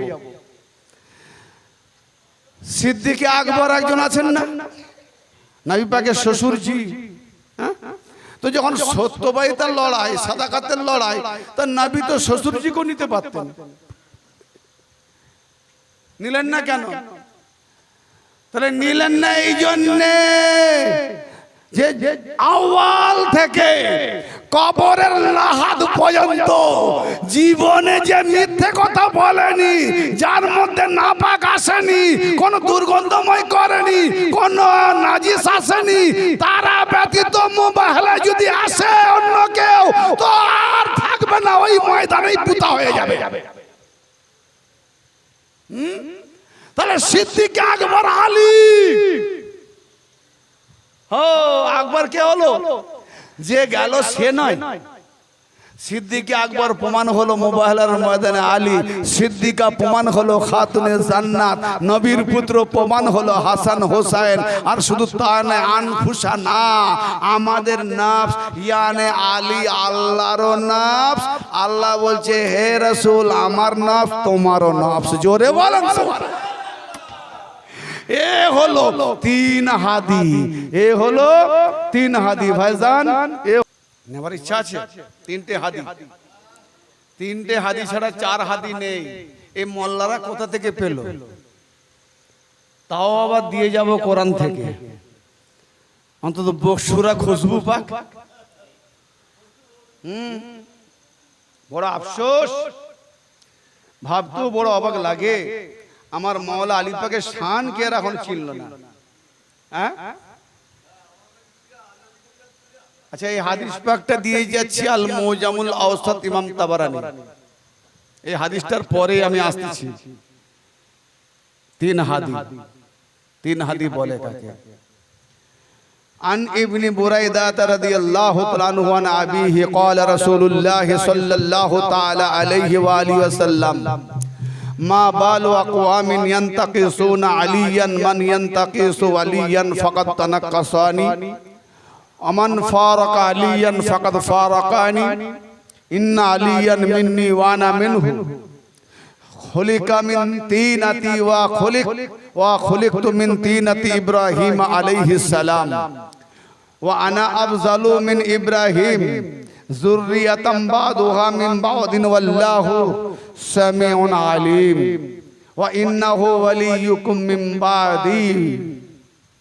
এই হাদিস পাকটি আছে মুজামুল আওসাত ইমাম তাবারানী। কোড নাম্বারটা বলছি না, রকম নাম্বার প্রয়োজন লাগলে কেউ চাহিদা হলে বলবেন, দিয়ে দেবো, সহজে খুঁজে নেবেন, কিন্তু বিনা মেহনতে খুঁজে নেয়। আর আমি পুরো কয়েক খণ্ড কিতাব পড়ে খুঁজে পাই, কি জি, এইটাই সুবিধাবাদী অনেক আছে। এই হাদিস পাকে তো আরবিতে বললাম ভাই, আমরা তো বাঙালি মানুষ বুঝবো কি করে এই হাদিস পাকে কি বলতে যাচ্ছে। যারা আলীর গোস্তাক তাদের অবস্থাটা কি? আর আলীকে চেনো, আলী কি? সবাই বলে আলী নিচে, আলী 4 নম্বরে। দেখি আলীকে 4 নম্বরে করতে গিয়ে নবীর কাতেল প্রমাণ হয়নি তো। আজকে হোসেনের কাতেল ফতোয়া লাগায়। তো যারা হোসেনের কাতেলের বিরুদ্ধে, আমরা আসলে কেন জানেন, হোসেনের তাজিয়া পাক আমরা যদি নারা দিতে চাই, স্মৃতি রক্ষা করতে চাই, তো এজিদের খোলাসা হয়। এজিদের খোলাসা যখন হয়ে যাবে তো এজিদের পিন্ডি গোষ্ঠী উদ্ধার হয়ে যাবে, উপরে চলে যাবে। অতএব বাবা চেপে রাখতে পারলে যতটা বাঁচে। হ্যাঁ, খুব ভাইটিয়াল বাবাজি কথা, এজিদের কথা যাতে চাপা থাকে। কিন্তু আচ্ছা, এই যে চাপা রেখেছি, নবী পাকের যারা কাতেল তাদেরটাও কি চাপা রাখবো?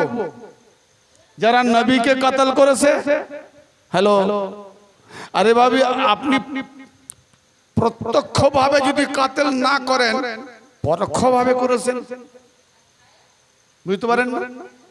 আল্লাহর নবী বলছেন, আলীর রক্ত আমার রক্ত, আলীর গোস্ত লাহমুকা লাহমি, দামুকা দামি, নফসুকা নফসি, রুহুকা রুহি। আলীর রূহ আমার রূহ, আলীর নফস আমার নফস, আলীর রক্ত আমার রক্ত, আলীর গোস্ত আমার গোস্ত। এ আলী, তুমি আমার থেকে, আমি তোমার থেকে। আবার এখানে আলীর সম্পর্কে কি বলছেন, যে হাদিসটা আরবিতে এবারে পড়লাম, হযরত ইবনে বুরায়দা রাদিয়াল্লাহু তাআলা আনহু তার পিতা হতে বর্ণনা করেন, রাসূল করিম সাল্লাল্লাহু তাআলা আলাইহি ওয়া আলিহি ওয়াসাল্লাম ইরশাদ করেন, আল্লাহর নবী বলছেন যে ওই কওমদের কেমন অবস্থা হবে। ওই কওম এবার বোঝে নেন, কে কম, তোমরা না আমরা। নবী পাক বলছেন ওই কওমদের কি অবস্থা হবে যারা আলীর শানে গুস্তাখি করে, যারা আলীর শানে গুস্তাখি করে। আরে যে আলীর গুস্তাখি করে, আমি রাসূলুল্লাহ, সে আমার গুস্তাখি করে। আরে যে আলীকে ছিন্ন ভিন্ন করে, সে আমাকে ছিন্ন ভিন্ন করে। আলীকে ছিন্ন ভিন্ন মানে কি? আলী আর আমি একই ওতপ্রোতভাবে একই নূর। আলীকে আলাদা, আমাকে আলাদা। সে আলীকে ছিন্ন করেনি, আমাকে ছিন্ন করেছে। যে আলীকে ছিন্ন ভিন্ন করে, সে আমাকে ছিন্ন ভিন্ন করে। আরে অবশ্যই আলী আমার থেকে এবং আমি আলী থেকে। জোরে বলে,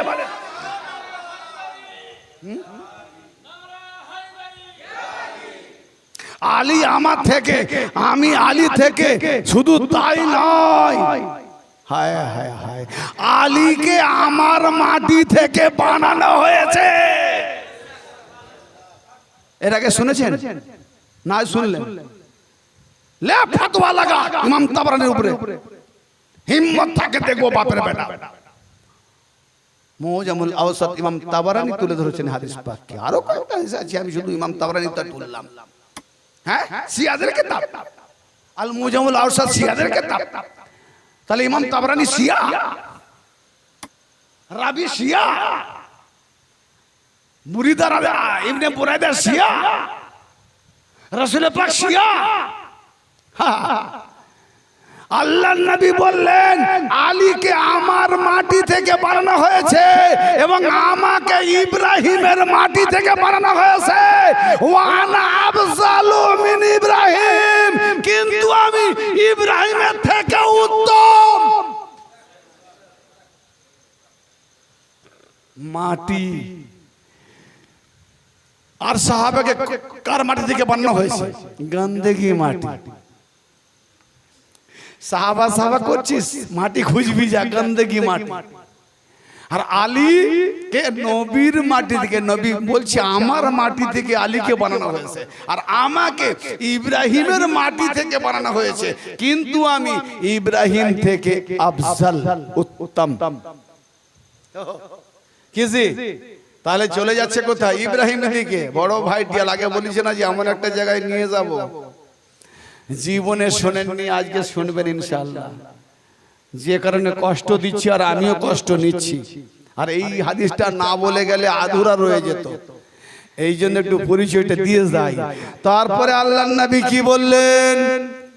যুররিয়াতাম বাযুহা মিন বাদ, ও আল্লাহু সামিউন আলিম, কোরআনের আয়াত নবী খুদ বললেন তার হাদিসের মাঝে। জি, যুররিয়াতাম বাদ ওয়া সূরা আল ইমরান, আমাদের বংশধরদের মধ্যে একের পর এক কে আল্লাহ বাছাই করে নিয়েছেন। বলেনি সাহাবীদের মধ্যে থেকে, নবী বলছেন আমাদের আওলাদদের মধ্যে একের পর এক কে আল্লাহ বেছে নিয়েছেন। আল্লাহ সর্বশ্রোতা সর্বজ্ঞতা, ইন্নাহু আলী ওয়ালিয়ুকুম মিন বাদি আলী, আমার পরে তোমাদের সকলের ওয়ালি মুহাম্মাদুর রাসূলুল্লাহ, মুমিনদের সকলের রাসূল। তো মুমিনদের আলী হলো সকলের ওয়ালি, আলীউন ওয়ালিউল্লাহ।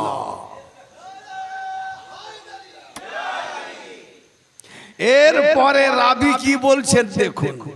রাবি একবার বায়াত হয়ে গেছে, বলে বায়াত কোথায় আছে দেখাও, বায়াত বায়াত বায়াত হয়ে গেছে নবীর কাছে, কিন্তু এই ফাজালটা তিনি জানতেন না। জানার পরে বলছে আমার তো বায়াত ঠিক হয়নি, তাহলে আবার নতুন করে বায়াত হতে হবে, তাহলে আমার ঈমান ঠিক থাকবে না। তো রাবি কি বলছেন, ফাকুলতু, রাবি বলছেন আমি বললাম ইয়া রাসূলুল্লাহ বিসুহবাতি আলা বাসাত্তা ইয়াদাকা হাত্তা উবাইয়াকা আলাল ইসলামি জাদিদা। রাবি ক্বালা ফামা ফারাকতুহু হাত্তা বায়াতুহু আলাল ইসলাম। রাবি কি বলছেন, বলছেন ইয়া রাসূলুল্লাহ কিছু সময়ের জন্য আমাকে আপনার সোহবতে মেহেরবানি করুন। আলীর ফাজাল শুনে, আলীর ফাজাল শুনে সাহাবা বুরিদা রাদিয়াল্লাহু তাআলা আনহু, ইয়া রাসূলুল্লাহ কিছু সময়ের জন্য আপনার সোহবতে আমাকে মেহেরবানি করুন এবং হাতটা বাড়িয়ে দিন। আগে তো বায়াত হয়ে গেছে, কিন্তু বলছে এই ফজিলত জেনে বায়াত করেনি। আজকে আলী যে আপনার সঙ্গে ওতপ্রোত জড়িত, আলী আপনি আলাদা নয়, একে অপরে ওতপ্রোত, অতএব আপনাকে পেলে আলী পাবো, আলীকে পেলে আপনাকে পাবো, এই রূপে আমাকে হাতটা বাড়িয়ে দেন, আবার আমাকে বায়াত করুন, আমি আবার নতুন করে বায়াত হলাম। এই হলো আলীর শান। তো যে আয়াতে কারিমা পড়েছিলেন আল্লাহর নবী, হাদিস তার হাদিসের মধ্যে কথার মধ্যে সেই আয়াতে আল্লাহ পাক কি বলছেন, তিন না কজন আসছে দেখুন হাদিকারা মুক্তাসার। ইন্নাল্লাহ আস্তাফা আদামা ওয়া নূহা ওয়া আলা ইব্রাহিমা ওয়া আলা ইমরান আলাল আলামিন যুররিয়াতাম বাদুহা মিন বাদ আল্লাহু সামিউন আলিম। আল্লাহ পাক বলছেন নিঃসন্দেহে আল্লাহ তাআলা মনোনীত করেছেন আদমকে, নূহকে, ইব্রাহিম বংশধরকে, ইয়ানি আলে ইব্রাহিমের দরুদ আমরা পড়ি না, নবী আর ইব্রাহিম, ইব্রাহিম বংশধরকে এবং ইমরান বংশধরগণকে, ইসহাক থেকে যত নবী এসেছেন ঈসা পর্যন্ত শেষ, ইমরানের বংশ শেষ। পৃথিবীতে তিনজন ইমরান, এক হলো আলীর বাপের নাম ইমরান, এক হলো মরিয়মের বাপের নাম ইমরান, আর এক হলো মুসার বাপের নাম ইমরান। দুই ইমরান ঈসা পর্যন্ত শেষ, ইমরানের বংশ নেই। কিন্তু ইসমাইল থেকে নবী আর আলী যে এসেছে, আবু তালেবের নাম ইমরান, জোরে বলেন সুবহানাল্লাহ। ইমরানের বংশধর সম্পর্কে আল্লাহ বলছেন যে এদেরকে সারা জাহানের উপর আমি বেছে নিয়েছি, মুস্তফা করেছি, মুস্তফা করেছি, মনোনীত করেছি। আর তাদের পরস্পর হতে বংশধরগণকে আমরা মনোনীত করেছি। আল্লাহ সর্বশ্রোতা সর্বজ্ঞতা।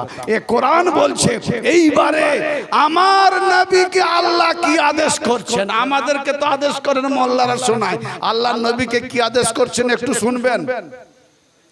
সূরা নাহল, ঘুমাচ্ছে ঘুমাচ্ছে, পানি দেন পানি দেন পানি দেন। না না তখন সকলের জায়গা, আমি বললাম আমার সঙ্গে পারবেন না, হ্যাঁ চেষ্টা করেন। আজ 10-15 বছর কেউ পারে না কোনো শ্রোতা। আল্লাহ জানে ইমাম হোসেনের সাদকা বাস করিয়ে দেয়। 2 ঘন্টা পরে বক্তা বলে গেলাম না পারি না, তাও গজল এটা ওটা পড়ে সময় কাটায়। জি একটু শুনেন, বড় ভাইটিয়াল ব্যাপার, না হলে যেন মনে আধুরা রয়ে যাচ্ছে। আল্লাহর নবীকে আল্লাহ বলছেন সুম্মা আওহাইনা ইলাইকা আনিত্তাবিউ মিল্লাতা ইব্রাহিম হানিফা ওয়া মা কানা মিনাল মুশরিকিন। সূরা আল ইমরানের 81 নম্বর আয়াতে সমস্ত নবীকে বলছে তোমাদের সঙ্গে আমার একজন নবীকে পাঠাবো, তোমাদের সঙ্গে যা কিছু দিয়ে পাঠিয়েছি কিতাব ও হিকমত, আমার নবী রাসূল যখন আসবে তোমরা তার প্রতি ঈমান আনবে এবং তাকে সাহায্য করবে, যদি না করো তো নবুয়ত খতম। তাহলে সমস্ত নবী আমার নবীর উম্মত, সব নবীকে তাদের উম্মতের জন্য সাক্ষী করে দাঁড় করানো হবে। ওই নবীরা সত্য বলেছে কিনা আল্লাহর কাছে আমার নবীকে দাঁড় করাবে, যে এই নবীরা সত্য বলেছে, আমার নবী বলবে হ্যাঁ সত্য বলেছে। আমার নবী যখন বলবেন তো আলীকে দাঁড় করাবে, বলো আলী নবী মুহাম্মদ কি বলেছে, বলে আমি ছিলাম, নবী এই বলেছে। জোরে বলেন সুবহানাল্লাহ। এভাবে সাক্ষী একের পর এক আসছে। তো এখানে আল্লাহ আয়াতে কি বলছেন, হুম্মা আওহাইনা ইলাইকা আনি তাবিউ মিল্লাতা ইব্রাহিম হানিফা ওয়া মা কানা মিনাল মুশরিকিন। অতঃপর হে রাসূল আমরা আপনার দিকে ওহী করেছি, আদেশ করেছি আপনি একনিষ্ঠভাবে ইব্রাহিমের মিল্লাতের ইত্তেবা করুন, ইব্রাহিমের মিল্লাতের অনুসরণ করুন, কেননা ইব্রাহিম মুশরিকদের মধ্যে ছিলেন না। অবাক হলেন না? ইব্রাহিম আমার নবীর ইক্তেদা করবে না আমার নবী ইব্রাহিমের ইক্তেদা করবে? করবে। এখানে আল্লাহ কি বলছেন, হে রাসূল আওহাইনা ইলাইকা আপনার দিকে আদেশ করেছি, ওহী পাঠিয়েছি, আনিত্তাবিউ মিল্লাতা ইব্রাহিম হানিফা আপনি ইব্রাহিমের মিল্লাতে একনিষ্ঠভাবে ইত্তেবা করুন, অনুসরণ করুন। মিল্লাত শরিয়ত নয়, গোলামি নয়, মিল্লাতে উম্মতে নয়, মিল্লাতে ইবাদতে নয়, মিল্লাতে। মিল্লাত মানে কি, যে বংশ পরম্পরায় যেটা চলে আসছে, যেভাবে তারা হাদি হয়েছে সেইভাবে আপনার দ্বারাই সেইভাবে হাদি হবে, আর ব্যতিক্রম হবে না। ঈসা নবী পর্যন্ত আদম থেকে প্রত্যেক নবী যাওয়ার পরে কোন সাহাবা যখন তাদের জায়গায় বসতে পারেনি, হে মুহাম্মদ ইব্রাহিমের মিল্লাতেই তাই আপনার স্থানে আপনার আওলাদ ছাড়া কেউ বসতে পারে না। এ হলো মিল্লাত। ঘুম লাগছে? মিল্লাতের ইত্তেবা করতে বলেছে, নবীর পরে কোন সাহাবা নয়, আওলাদ দার আওলাদ, আওলাদ দার আওলাদ। হ্যাঁ, এতে আরো কি বলছে, বড় আফসোস, বিস্তারিত বয়ান করব না। এই যে বড় ভাইটাল ব্যাপার, যেখানে আল্লাহ নবীকে বলছেন আলা সিরাতিম মুস্তাকিম, হে নবী ইয়াসিন, হে সাহেবে সরদার সৈয়দ ওয়াল কুরআনিল হাকিম, হিকমত ওয়ালা কোরআনের কসম, ইন্নাকা লামিনাল মুরসালিন, নিঃসন্দেহে আপনি রাসূলদের মধ্যে আলা সিরাতিম মুস্তাকিম, এবং আপনি সিরাতে মুস্তাকিমের উপরে আছেন, দিকে নয় উপরে। আর ইব্রাহিম কার দিকে, শাকিরাল লিআনউমিহি ইসতাবাহু ওয়াহদাহু ইলা সিরাতিল মুস্তাকিম। ইব্রাহিম আল্লাহর শুকরগুজার, নিয়ামতের শুকরগুজার বান্দা। ইব্রাহিমকে আল্লাহ আমি মনোনীত করেছি এবং ইব্রাহিমকে সিরাতে মুস্তাকিমের দিকে হেদায়েত করেছি। তাহলে দিকে ইব্রাহিম সিরাতে মুস্তাকিমের দিকে, আর আমার নবী মুহাম্মদ সিরাতে মুস্তাকিমের উপরে। কি কোরআন বলছে? উপরে।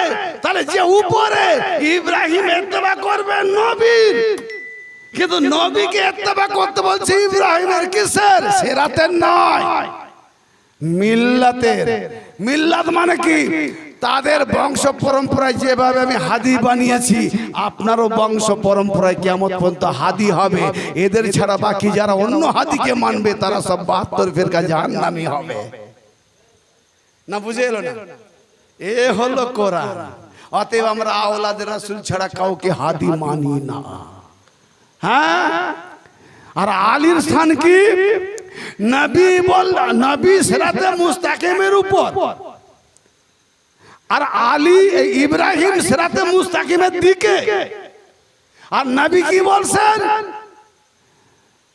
এই হাদিসটা আন হুযায়ফা রাদিয়াল্লাহু তাআলা আনহু قال مستدرك على الصحيحين হাকিম নিসাবুরি ইসনাদ সহিহ ওয়াইন ওয়াল্লাইতুমুহা আলিয়ান ফাহাদিন মুহতাদিন ইয়াকুমু আলা সিরাত মুস্তাকিম আহা ওয়াইন ওয়াল্লাইতুমুহা আলিয়ান ফাহাদিন মুহতাদিন ইয়াকুমুকুম আলা সিরাত মুস্তাকিম আমার রাসূল বলছেন যদি তোমরা আলীকে হাদি মেনে নাও ওলি মেনে নাও কারণ সে নিজেও হেদায়েত প্রাপ্ত এবং সে হেদায়েতকারী নিজে হেদায়েত প্রাপ্ত এবং হেদায়েত করে হেদায়েত করনেওয়ালা আর আলী তোমাদেরকে সিরাতে মুস্তাকিমের উপর কায়েম রাখবে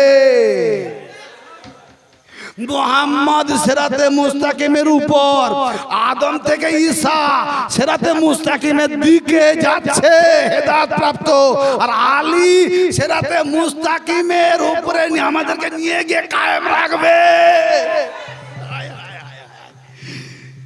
এ মোল্লা শুধু খিচড়ি খাচ্ছে সাত কাছাকাছির মাল খাচ্ছে তো সত্যটা নেবে কি করে ভাইজান বড় আফসোস বাস তিনটে হাদিস দিয়ে চলে যাচ্ছে সূরা আল আনআম ওয়া মিন আবাইহিম ওয়া যুররিয়াতিহিম ওয়া ইখওয়ানিহিম ওয়াস্তাবাইনাহুম ওয়া হাদাইনাহুম ইলা সিরাতিম মুস্তাকিম এই দেখেন সমস্ত নবী হেদায়েতের দিকে যে আমি তাদের পিতৃপুরুষ হতে পিতৃগণ হতে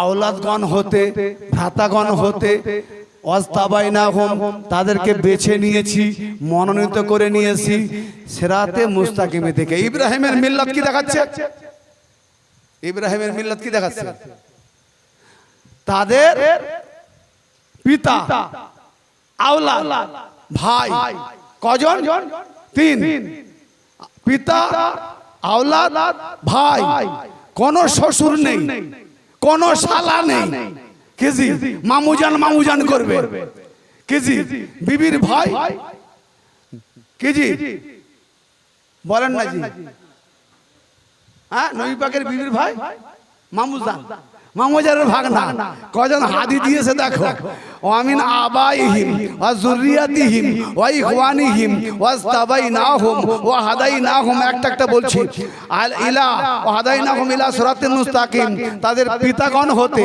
তাদের আওলাদগণ হতে তাদের ভ্রাতাগণ হতে ভ্রাতাগণ পর্যন্ত ভাইগণ হতে তাদেরকে বেছে নিয়েছি মনোনীত করেছি এবং তাদেরকে সিরাতে মুস্তাকিমের দিকে হেদায়েত করেছি জোরে বলেন এই টপিকে গিয়ে আমি শেষের দিকে যাব একটু পানি পান করাবেন একটা গ্লাসে পানি নিয়ে আসেন জালিকা হুদাল্লাহ ভাই এতক্ষণ ঘুমিয়েছেন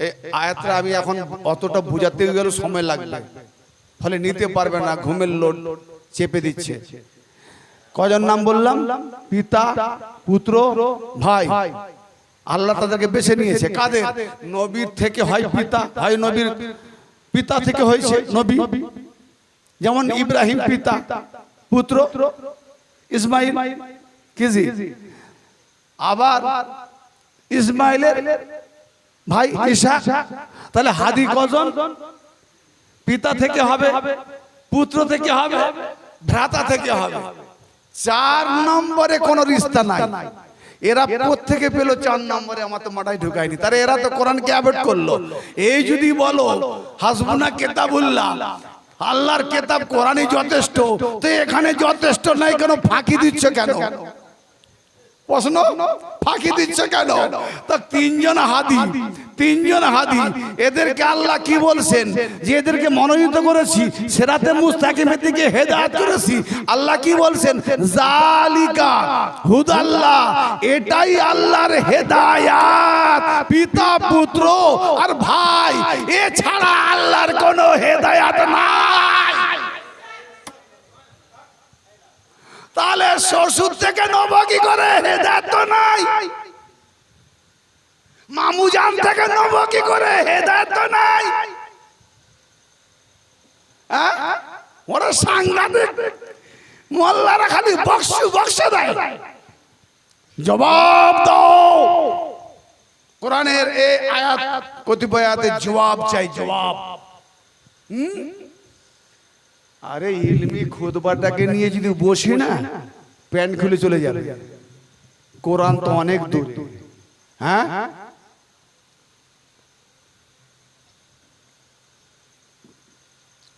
ভাই আমার, যালিকা হুদাল্লাহ, তাহলে এটাই আল্লাহর হেদায়েত। ইয়াহদি বিহি, ভালো করে বলেন, ইয়াহদি বিহি মাইয়াশাউ মিন ইবাদিহি। আহা, এই হাদিগণের দ্বারা কি পিতা, পুত্র, ভাই, এই হাদিগণের দ্বারা আল্লাহ যাকে চেয়েছেন তাকে হেদায়েত করেছেন। তার মানে এই তিন হাদি যারা মেনে নিয়েছে তাদেরকে আল্লাহ হেদায়েত করেছে। তিন হাদি ছাড়া যারা শ্বশুর মামু এটা ওটা বেঁচেছে, আল্লাহ তাদেরকে হেদায়েত করেনি। তার বলছে ওয়ালাউ আশরাকু লাহাবিতা আনহুম মা কানু ইয়ামালুন, যদি তারা এক মুহূর্তের তরে শিরক করত। শিরক বোঝেন? আল্লাহ যখন সৃষ্টি করেছে তো মূর্তি কেন মানছো? বলে এরা জারিয়া, তো বানিয়েছে কেন? আমরা। আল্লাহর বানানোকে সরিয়ে নিজের বানানোকে বসায়। এরা যেমন মুশরিক, আল্লাহর দ্বারাতে নবী পাকের বানানোকে হাঁটিয়ে নিজেরা বানিয়েছে মুশরিক। ওয়ালাউ আশরাকু লাহাবিতা আনহুম মা কানু ইয়ামালুন, এক যারা এক মুহূর্তে শিরক করত তো তাদের আমল সব বরবাদ হয়ে যেত। আরে নবীদের আমল যদি এক যারা শিরক করলে বরবাদ, তুমি কি নবীর বেটা নাকি? নবীর বেটা রেহাই পেয়েছে? নূহ নবীর ছেলে কেনা? তুমি তো নবীরই বেটা নাই। কোন গান দেখে এসেছি তার ঠিক নাই, এত ফটফটাই। হ্যাঁ, যত আল্লামা ফাহামা হও, নিরেট মূর্খ হয়ে এসেছিলে, বড় হয়ে ডাক্তার আল্লামা হয়েছে, কিন্তু নবীরা আল্লাহ পাকের তরফ থেকে আলিম হয়ে এসেছেন। জোরে বলেন সুবহানাল্লাহ। জি, উলাইকাল্লাযিনা আতাইনাহুমুল কিতাবা ওয়াল হুকমা ওয়ান নবুওয়াহ। কটা জিনিস? ওহারাই তারা যাদেরকে আল্লাহ কিতাব দিয়েছেন, হুকমা হুকুমত হিকমত দিয়েছেন, জ্ঞান গর্ভ দিয়েছেন, নবুয়ত দিয়েছেন। ফাইয়াকফুরু বিহা হাউলাই, তাহলে কিতাব দিল, জ্ঞান গর্ভ দিল, নবুয়ত দিল, ভালো করে শুনেন। তারপরেও যদি তারা না মানে নবীকে, নবীর কথাকে, নবুয়তকে, হিকমতকে, কি বলা হলো? ইয়াকফুরু বিহা, যদি না মানে কুফরি করে। হাউলাই, এই সবকে, নবুয়তকে না মানে, তো নবীর কথাকে না মানে কি হলো? কোরআন যথেষ্ট, নবীর ওসিয়ত দরকার নেই। তো নবুয়তকে যে না মানে এরাই কুফরি করে, হিকমতকে যে না মানে কুফরি করে। তাহলে যদি না মানে, এখন নবীর নবুয়ত মানলো না, নবীর ওসিয়ত মানলো না, নবী হাদি দিয়ে গেলেন, আহলে বায়াতকে মানলো না, তাহলে আল্লাহ কি বলছেন? দিন মিটে যাবে? না না, দিন মিটতে দেবো না। আল্লাহ তার না আঞ্জাম দিয়েছেন কি? ফাকাদ ওয়াক্কালনা বিহা কওমান লাইসু বিহা বিকাফিরিন। যদি তারা নবুয়তকে না মানে, নবীর ওসিয়তকে না মানে, যদি তারা কুফরি করে, তাহলে আমি এমন এক কওম বানিয়েছি, এমন এক কওমকে নির্দিষ্ট করে রেখেছি যারা জীবনে কোনোদিন আখেরে বা পরে বা আউয়ালে কোনোদিন কুফরি করে না। সেই কওমটা আল্লাহর বানানো। তাই সেই কওম সম্পর্কে নবী বলেছেন যে আল্লাহর তরফ থেকে যেমন কিতাব এসেছে, ওই কওম আহলে বায়াত আল্লাহর কওম এসেছে। এই কওমকে আল্লাহ বানিয়ে রেখেছে।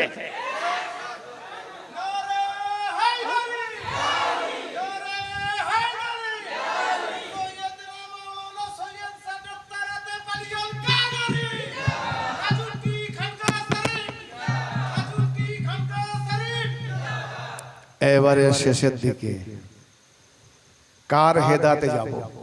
মোল্লা, দেখা যাক কি বলে। নামাজ হবে? হাদি যাদের ঠিক নেই তার পিছনে নামাজ হবে? যার হাদি ঠিক নাই নামাজে একদম শেষ পর্যায়ে ভাইটিয়াল কথা। এবারে তাবারুক খাবেন ইনশাআল্লাহ আরেকটু পরে। এমন এক কওমকে আমি নির্দিষ্ট করে রেখেছি যারা কোনদিন কুফরি করে না। এই জন্য তো আলী কারামাল্লাহ ওয়াজহুল কারীম জীবনে কুফরি করে না, শিরক করে না। তার চেহারাটা আল্লাহ পাকের নুরানি চেহারা কারাম। আর আওলাদে হোসেন, আওলাদে হাসান, আওলাদে মাসুমগণ এসব আলীর আওলাদ, আল্লাহ পাকের বানানো কওম। উলাইকাল্লাযীনা হাদাল্লাহ, ওই যে কওমটাকে আমি নির্দিষ্ট করে রেখেছি। তোমরা নবুয়ত যদি না মানো, কিতাব না মানো, হুকুমত না মানো, হিকমত না মানো, এমন এক কওম বানিয়েছি ওই কওমটা জীবনে কুফরি করে না, কুফরি করতে পারে না। অতএব সেই কওমদেরকে তাদের মা হেদায়েত করে না, বাবা হেদায়েত করে না, আমি আল্লাহ হেদায়েত করেছি। নবীদেরকে যেমন আল্লাহ হেদায়েত করে পাঠিয়েছে, হেদায়েত করে হাদি পাঠিয়েছে, ওই কওমদের সম্পর্কে আল্লাহ বললেন আমি তাদেরকে হেদায়েত করেছি। উলাইকাল্লাযীনা হাদাল্লাহ, ওরাই তারা যাদেরকে আল্লাহ হেদায়েত করেছে। তা না হলে নবী বলতেন না যে আল্লাহর কিতাব আর দিয়ে যাচ্ছে আমার আহলে বায়ত। এ আল্লাহর হেদায়েত করা আহলে বায়ত, এরা হাদি। কি বলছেন? ফাবিহুদাহুম মুক্তাদি। সুতরাং তোমরা ওদেরই ইক্তেদা করো, ওই হাদিদের যাদেরকে আমি হেদায়েত করেছি এক কওম, ওই আহলে বায়তের ইক্তেদা করো। কোরআন বলছে আহলে বায়তের ইক্তেদা করতে। কিজি কোরআন বলছে ওই কওমের ইক্তেদা করতে, তবে হেদায়েত পাবে। কুল্লা সালুকুম আলাইহি আজরান, হে নবী আপনি বলে দিন যে আমি তোমাদের কাছে এর বিনিময়ে কোনো কিছু চাইনি। কি চাই? ও ভাই মানোয়ার দা, মানোয়ার ভাই কোথায়? এই কথাটা কান দেন সবাই। আল্লাহ কি চাইছেন এই কথাটা কান দেন, চা পরে দেবেন। শেষ কথা, আপনারা তখন ফসল গাছে লাগালেন, ফসলটা ফললো কতটা দেখুন। কুল্লা আসালুকুম আলাইহি আজরান, হে রাসূল আপনি বলুন যে এই যে হাদিদের কথাগুলো আল্লাহ আপনাকে দিয়ে বলেন এর বিনিময়ে আমি তোমাদের কাছে কোনো পারিশ্রমিক চাই না। কি চাইছে? ইন হুয়া ইল্লা যিকরা লিল আলামিন, আপনার দ্বারাতে যে আহলে বায়ত পাঠিয়েছি এদের চর্চা জিকির সারা আলমের উপরে থাকবে, এটা ছাড়া আল্লাহ আর কিছু চায় না। তাহলে আজকে মানোয়ারদার বাড়িতে হুসাইনি মজলিসে আহলে বায়তের জিকিরের চর্চা সারা আলমের উপর যে করা ফরজ, উনি সেটা পালন করলেন, আমরাও সেটা আগ্রহ করে এসে পালন করলাম। কত বড় খুশনসিব ব্যাপার যে আহলে বায়তের জিকির সারা জাহানের উপরে ছাড়া আল্লাহর কিছুই চাইছে না। আল্লাহ চাইছেন নবী আর আলে নবী জিকির সারা জগতে হোক। তাতে এরপরেও বলছে তাজিয়া পাক হারাম, তাজিয়া পাক উমুক, তাজিয়া দেখলে বিবি তালাক। তো ভাই বিবি যদি তালাক, যারা দেখে ফেলেছে বিবি তালাক হয়ে গেছে, একটাও প্রমাণ পায়নি, ও ভাইজান যে আবার দ্বিতীয়বার বিয়ে দোহরিয়েছে। তাজিয়া পাক দেখলে বিবি তালাক যদি হয়ে যায় তাহলে বিবি দোহরাতে হবে, আর না দোহরালে যদি ছেলে পুলে হয়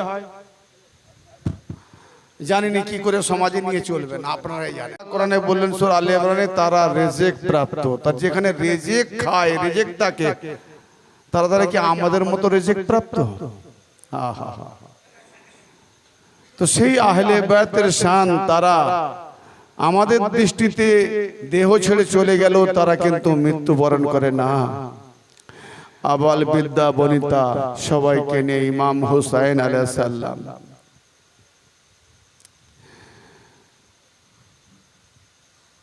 28 সফর মদিনা ছাড়লেন।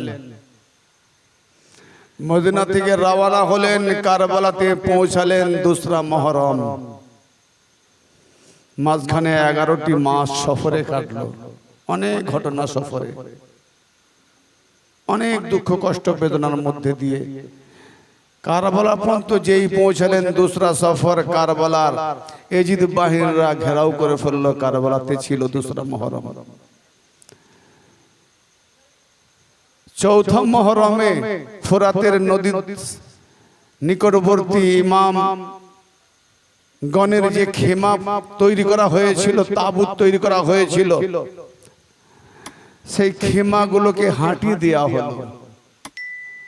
কেন হাঁটালো? যে পানির সামনে, অতএব পানি যেন এদের ধারে কাছে না যায়, পানি যেন না পায়। পানি না পেলে আমরা, পানি যদি পাই তো আমরা কাবু করতে পারবো না, এই ধারণা। এজিদের হুকুম, খেমাকে হাঁটিয়ে দাও ফোরাত থেকে। তো যখন খেমা হাঁটি দেওয়া হলো চৌথা মুহররম, চৌথা মুহররম থেকে যতটুকু পানি খেমার মধ্যে ছিল, মা জয়নব সালামুল্লাহ আলাইহা আওন মুহাম্মদকে পান করিয়েছেন। আমরা বলি 3 দিন পিপাসার্ত ক্ষুধার্ত, কিন্তু মায়েরা চৌথা মুহররম থেকে পানি পান করেননি। চাহারাম পর্যন্ত এ ভাবা যাবে না। ছেলেদেরকে পান করাতেন, আওন মুহাম্মদকে পান করাতেন। মা রুবাব সাকিনা আলী আসগরকে পান করাতেন, মা উম্মে লায়লা আলী আকবরকে পান করাতেন। আপনার মায়েরা ছেলেদেরকে পান করাতেন, কিন্তু মায়েরা চৌথা মুহররম থেকে পানি একের পর এক। যখন আপনার 10ই মুহররম এলো, 10ই মুহররম সকাল থেকে একের পর এক যখন শহীদ হতে লাগলো, শহীদগণকে ইমাম পাক বয়ে আনতে আনতে আনতে আনতে 71 জন লাশকে ইমাম পাক নিজের কাঁধাতে বহন করেছেন। শরীরময় রক্তারক্ত, কত ক্ষত বিক্ষত হতে হতে আখেরি যখন বিদায়ের পালা পড়ল, বিদায়ের পালা যখন পড়ল, ইমাম হোসেন আওয়াজ দিলেন, হাল মিন নাসির ইয়ানসুরনা, হাল মিন নাসির ইয়ানসুরনা। 70 জন লাশ হয়ে গেল, 70 জন শহীদের লাশ পড়ে থাকলো। তাদের মস্তক ছিন্ন করে সীমার এজিদিয়ারা নিয়ে গেল। কিন্তু যখন আল্লাহর নবীর নওয়াসা আল হুসাইন মিন্নি ওয়া না মিনাল হুসাইন, হুসাইন আমার থেকে, আমি হুসাইন থেকে, তো এখানে ইন্না আতাইনা কাল কাউসার, ইন্না আতাইনা কাল কাউসার ফাসাল্লি লিরাব্বিকা ওয়ানহার। হে নবী, যখন কাউসার আতা করেছি, তো এই কাউসারের বিনিময়ে সালাত সংযুক্ত করো। কার সঙ্গে? যে আহলে বাইত তোমার সংযুক্ত, তুমি আহলে বাইতের সংযুক্ত, এরই নাম সালাত। আর যখন সংযুক্ত করেছো আদম থেকে ঈসা রুহুল্লাহ আলাইহিস সালাম যত নবী এসেছেন, প্রত্যেকের মধ্যে এক একটা গুণ। কারো মধ্যে সবরের গুণ, কারো মধ্যে ইবাদতের গুণ, কারো মধ্যে কোন নবী শহীদ হয়েছেন। তো সমস্ত নবীদের গুণকে একত্রিত করলে আমার নবীর মধ্যে একজন নবী সংবিশিষ্ট হয়। কিন্তু আমরা আমার নবীর মধ্যে সমস্ত নবী গুণ পাওয়ার পরেও কয়েকজন নবীর গুণ আমরা পায় না। যে নবীগুলো আল্লাহর রাহে শহীদ হয়ে গিয়েছিলেন, যেমন হযরতে জাকারিয়া আলাইহিস সালাম, হযরতে ইয়াহিয়া আলাইহিস সালাম আল্লাহর রাহে শহীদ হয়ে গিয়েছিলেন, নিহত হয়েছিলেন, কতল হয়েছিলেন। কিন্তু আমার নবী তো শহীদ হয়নি, যদিও হয়েছেন তো দন্দন মোবারক, পূর্ণাঙ্গ শহীদ তো বলা যাবে না। তাহলে আল্লাহর নবীর মধ্যে সমস্ত গুণ বিশিষ্টের মধ্যে কিছু কমই থেকে গেল। তাই সেই গুণ বিশিষ্টকে আল্লাহ কিভাবে পূর্ণ করবে? ওয়ানাহার, নহর রূপী কুরবানি করো।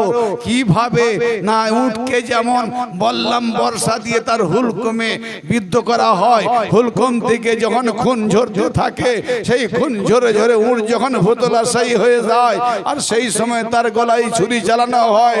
তো এই রূপে হে নবী, তোমাকে নাহার রূপী কুরবানি হতে হবে।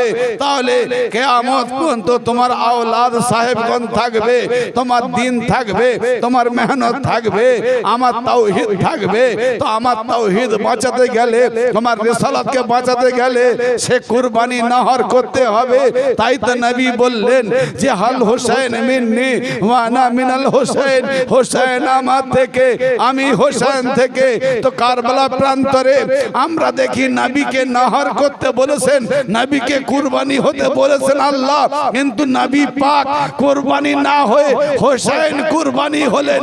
বুঝিয়ে দিলেন দুনিয়ার মানুষকে যে হোসেন সুরতে থাকলেও আমি নবী মুহাম্মদ কুরবানি হয়েছিলাম, আমি নবী মোহাম্মদ নহর রূপে কুরবানি হয়েছিলাম। একের পর এক চারদিকে যখন তীর বিদ্ধ হতে লাগলো, ঝাঁকের পর ঝাঁক তীর বিদ্ধ হতে লাগলো, তো সেই সময় 70 জন লাশ মোবারককে যখন তাবুকের মধ্যে আপনার খেমার মধ্যে আপনার মস্তক ছিন্ন লাশগুলোকে ইমাম হোসেন এনে রাখলেন, তখন ইমাম হোসেন 70 জন লাশকে আল্লাহর দিকে মানে উঁচু করে তুলে ধরে বলছেন, হে আল্লাহ, আপনার সঙ্গে যে চুক্তি ছিল, আপনার সঙ্গে যে ওয়াদা ছিল, সেই ওয়াদার আমি আর একজন পাচ্ছি না, আর তো কেউ নাই। আব্বাস আলমদারও শহীদ হয়ে গেছে, আমার বেটা সাজ্জাদ সৈয়দ জানাল আবেদিন এসে অসুস্থ, অসুস্থ ব্যক্তিকে রণাঙ্গনে নিয়ে যাওয়া সুন্নতে রাসূল নয়, অসুস্থ ব্যক্তি বিছানা সজ্জা সহিত ব্যক্তিকে যুদ্ধের ময়দানে ঠেলে দেওয়া সুন্নতের খেলাফ। হাল মিন নাসির ইয়ানসুরনা, 72 জন শহীদ হওয়ার চুক্তি আছে, কিন্তু হয়েছে তো 70, আমি নিয়ে 71, আরেকজন পাবো কোথায়? অতএব আমি যদি শহীদ হয়ে যাই তো সব খতম হয়ে যাবে, অঙ্ক মিলবে না, হিসাব মিলবে না। আল্লাহ পাক কোরআনে বলেছেন যে আমি গুনে গুনে একদম পরিচালনা করি, তো গুনে গুনে পরিচালনা, অঙ্কের মাধ্যমে পরিচালনা। কারবালা প্রান্তরে 71 হলে হোসেনকে নিয়ে হবে, তাই ইমাম হোসেন হাল মিন নাসির ইয়ানসুরনা, কে আছো আমাদের সাহায্যকারী? আছে কেউ? তোমরা আমাদের সাহায্য করবে। ইমাম আলী আসগর 6 মাসের শিশু দোলনায় ছিলেন, যেই বাবা হোসেনের হাল মিন নাসির ইয়ানসুরনার নেদা এলো, তো লাব্বাইকা ইয়া হোসেন বলে 6 মাসের শিশুর জবান খুলে গেল, আর খুলে গিয়ে দোলনা থেকে মাটিতে পড়ে গেলেন। মা আর বাপ বলছেন, ও জয়নাব, ও জয়নাব, ডেকে আনো আমার ইমাম পাক মাওলা ইমাম হোসেনকে। হাল মিন নাসিরের আওয়াজ দিয়েছে, হাল মিন নাসিরের লাব্বাইক জবাব দিয়েছে আলী আসগর। তো ইমাম হোসেন এলেন, আপনার হাল মিন নাসিরের জবাব ইমাম, হে ইমাম এই নিয়ে যান আপনার সাহেবজাদা। মুচকি হাসছে আলী আসগর, ইমাম পাকের চেহারার দিকে দেখে মুচকি মুচকি হাসছে।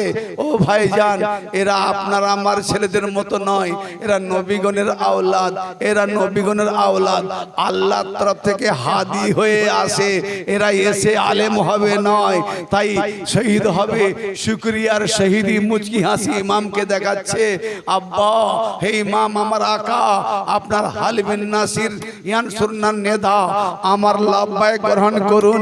ইমাম হোসেন, ইমাম সাজ্জাদ আলী মোকাম আলী আসগর আলাইহিস সালামকে কোলে উঠালেন, নিয়ে গিয়ে বলছে, হে তোমরা কেমন মুসলমান, তোমরা কেমন মুসলমান যে তোমাদের মধ্যে কি একজন ইমানদার নাই, তোমাদের মধ্যে কি একজন মুমিন নাই, তোমাদের মধ্যে কি একজন কারো মানবতা নাই? আরে মাসুম বাচ্চাটা আজ 3 দিন পানি পিপাসার্থ, পানির অপিপাসার্থ অবস্থা, মায়ের স্তন শুকিয়ে গেছে, অন্তত একে তো 2-1টা ফোঁটা দাও। বিনা কারণে তো শহীদ হবে না, শহীদ হওয়ার তো একটা কারণ আছে। তখন বলছে, ও হোসেন, নিজেদের পানি পান করানোর জন্য, নিজেদের পিপাসা নিবারণের জন্য বাচ্চার বাহানা করছো? বলছে, না না না, তোমরাই নিয়ে যাও, তোমরাই পান করিয়ে দাও, আমি বাহানা করছি না। বলে, তবে দাঁড়াও, পান করাচ্ছি। হুরমোলাকে বলল ওমর বিন সাদ, যে সাদ নবী পাকের সঙ্গে কাফেরের বিরুদ্ধে প্রথম তীর নিক্ষেপ করেছিলেন, সেই সাদের বেটা ওমর মালউন লানতি জাহান্নামী, সে কি হুকুম দিল, এ হুরমোলা, ও সব বাহানা ছাড়ো, তীর নিক্ষেপ করো। ওমর বিন সাদ অর্ডার মোতাবেক হুরমলা তীরের ফলক দৃষ্টি নিক্ষেপ রাখতে গেল। সেই তীরের ফলকটা তিনটে ফলক ছিল, সেই তীরের মধ্যে তিনটে ফলক ছিল, তিনটে তীরের 9টা ফলক ছিল। হুরমলা মাছ যখন রানিং হয়, মাছ যখন সমুদ্রে সাঁতার কাটে, সেই অবস্থাতে প্রতিযোগিতাতে হুরমলা যদি মাছের চোখে বলে তীর মারবো, তো রানিং অবস্থায় মাছের দৌড়ানো অবস্থায় চোখেই তীর মারতো। হুরমলার দৃষ্টিটা এত তীব্র ছিল, তীক্ষ্ণ ছিল।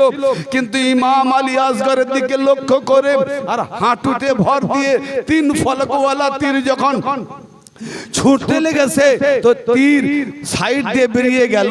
তখন ওমর বলছে, হে হুরমলা, হয়েছেটা কি? নেশার ঝোঁকনি লেগেছে নাকি? জীবনে তোমার যেটা হয়নি আজ কেন সেটা হলো? বলে আমি জানি না। তোমার হাত কাঁপছে কেন? বলে আমি জানি না। যখনই আমি তীর নিক্ষেপতে যাচ্ছি, কালো বোরখাওয়ালি কে যেন এসে বলছে, ওরে হুরমলা, আমার আওলাদ কি দোষ করেছে? আমার হোসেন কি দোষ করেছে? ওরে হুরমলা, তুই তীর নিক্ষেপ করতে চলেছিস, কি দোষ করেছে? কালো কামলি বোরখাওয়ালি কোন নারী মহিলা, অর্থাৎ সে কে? হুরমলা না চিনতে পারলো সে ছিলেন আমার ইমাম হোসেনের আম্মা খাতুনে জান্নাত ফাতেমাতুজ জাহরা সালামুল্লাহ আলাইহা। বাধা দিচ্ছে, ওরে আমার মাসুম বাচ্চা তোর কি করেছে? আমার তাই তীর নিক্ষেপ করেছি, কিন্তু নিক্ষেপ ভ্রষ্ট হয়েছে। দ্বিতীয়বার তীর নিক্ষেপ করলো, ওই একই রকম ভ্রষ্ট হলো। হুরমলা সাজা দেব, 3 নম্বর তীর। এটা যদি তোমার ফেল হয়, তোমাকে সৈন্য থেকে খারিজ করব, কোনো পুরস্কারও পাবে না। এই যে দরবারে তোমার নালিশ হবে। হুরমলা একদম কাফের যেমন দাজ্জাল গাদ্দার, লোহার মতো শক্ত হয়ে গাদ্দারের মতো গাদ্দার হয়ে কারো দিকে লক্ষ্য না করে দৃষ্টি নিক্ষেপ করে 3 ফলকওয়ালা তীর যেই নিক্ষেপ করলো, ইমাম আলী আসগরকে যখন মারো বাপ ইমাম হোসেনের কোলে উঠিয়ে দেন। আর এই বলে উঠিয়েছিলেন, বেটা বেটা ইসমাইল আলাইহিস সালাম বলেছিলেন, বাবা আমার হাতে পায়ে দড়ি বেঁধে দাও। আপনি যখন কোরবানি করবেন, আপনি চোখে পাট্টি বাঁধবেন, আপনার মায়া অতটা থাকবে না, দেখলে মায়া বাড়বে। আর আমি ছটপট করলে আমার রক্ত আপনার গায়ে পড়বে, বড় বেয়াদবি হয়ে যাবে। তাই এমন ভাবে বাঁধুন যেন ছিটকিয়ে রক্ত আপনার শরীরে না পড়ে।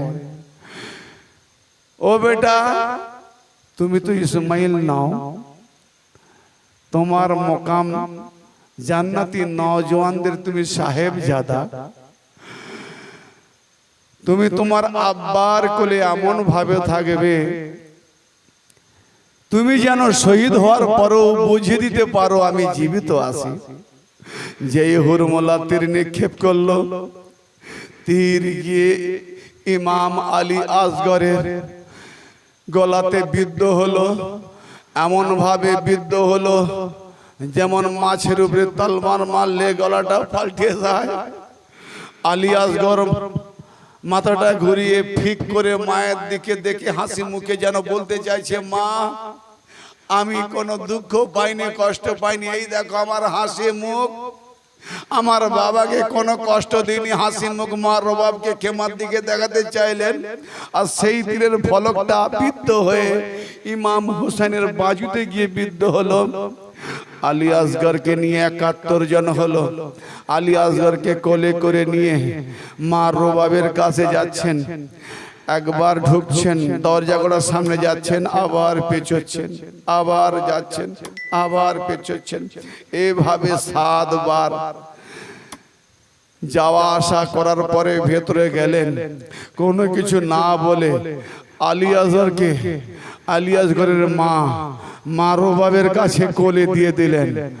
মা রবাব সালামুল্লাহ আলাইহা। আলী আসগর 6 মাসের শিশু, তীরবিদ্ধ গলায়, হাসি মুখে মায়ের কোলে। হ্যাঁ, যেন অদৃশ্যের মতো দৃষ্টিপাত করে কি যেন ভাবছে, হ্যাঁ বাবা আসগর, বাবা আলী আসগর। এখানকার মানুষরা এইরকম, এরা মাসুম বাচ্চাকেও ছাড়ে। এখানকার মানুষরা এইরকম, এরা মাসুম বাচ্চাকেও ছাড়েনি। যখন এভাবে আলী হযরত দিকে দেখে বারবার বলছেন, তখন ইমাম পাক দাঁড়িয়ে আছেন। ইমাম পাকের দিকে মা রবাব মাথা তুলে বললেন, মাওলা মাওলা, আপনি মাথা ঝুঁকিয়ে দাঁড়িয়ে আছেন কেন? আপনি মাথা ঝোঁকাবেন না, আপনি আকা, আপনি মাওলা। আমি হাজরা নয় মাওলা, আমি বতুলের বউ। আমি সাহেব জাদি না হলেও, আমি সৈয়দ জাদি না হলেও, আমি তো বতুল নবী পাকের সাহেব জাদির বৌমা। অতএব আমি হাজরা নয়। মা হাজরা ইসমাইল সাল্লামের গলাতে ছুরির চিহ্নটুকু 3 দিন পরে গোসল করাতে গিয়ে দেখতে পেলেন যে দাগটা কিসের, ছুরির ধারালো দাগ। ইব্রাহিমকে ডেকে বলছেন, ইব্রাহিম কি ব্যাপার, তুমি দোস্তের দাওয়াতে নিয়ে গেছিলে আমার ছেলেকে, এর দাগটা কিসের? নবী ইব্রাহিম সত্য তো বলতেই হবে। বলছে এই ব্যাপার হয়েছিল, এই জবাই করতে গিয়েছিলাম, আল্লাহ দুম্বা পাঠিয়ে দিয়েছে, ইসমাইলকে বাঁচিয়ে দিয়েছে। হ্যাঁ, এ মা হাজরা মুমিনা ছিলেন, আফসোস করলেন, কিন্তু সেই শোক, হায় যদি দুম্বা না আসতো, যদি দুম্বা না আসতো, আমার ইসমাইলকে আল্লাহ কুরবানি হিসাবে নিয়ে নিত। হায়, এই আফসোসে মা হাজরা 3 দিন পরে ইন্তেকাল করলেন। তাই মা রবাব বলছেন, মাওলা আমি হাজরা নয়, আমি মরবো না, আমি মরবো না। আপনি মাথা ঝোঁকাবেন না, আপনি মাথা স্ট্রেট করে দাঁড়ান। রণাঙ্গনে আপনি যান, আপনার সঙ্গে আল্লাহর যে ওয়াদা চুক্তি আপনি পূর্ণ করুন। রবাব সালাম, বন জয়নাব সালাম, কুলসুম কুলসুম সালাম, উম্মে লায়লা সালাম, আবাল বিদ্যা বনিতাকে সালাম, আল বিদা সালাম, আখিরে ইমাম সাজ্জাদ জয়নাল আবেদিন আলাইহিস সালামের খিমাতে ঢুকলেন।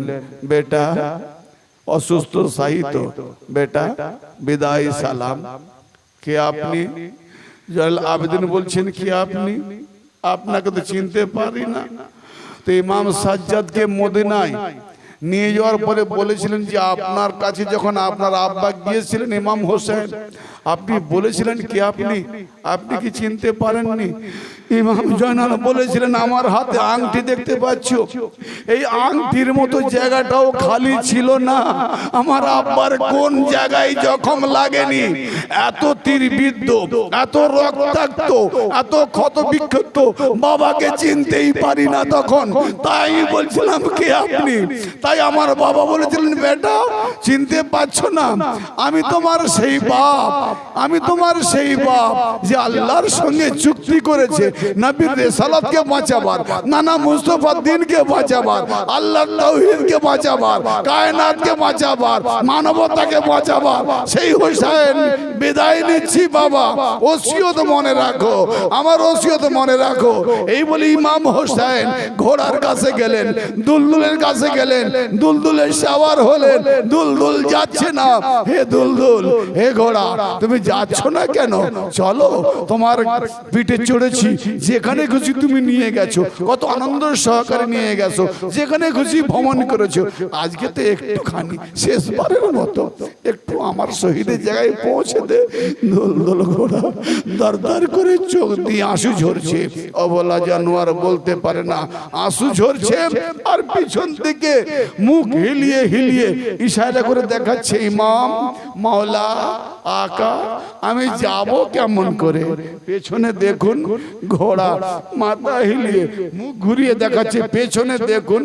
ইমাম হোসেন নামলেন ঘোড়া থেকে, নেমে দেখেন 4 বছরের বেটি সাকিনা ঘোড়ার পায়ে ধরে বলছে, ও ঘোড়া, আমার বাবাকে তুমি নিয়ে যাবে?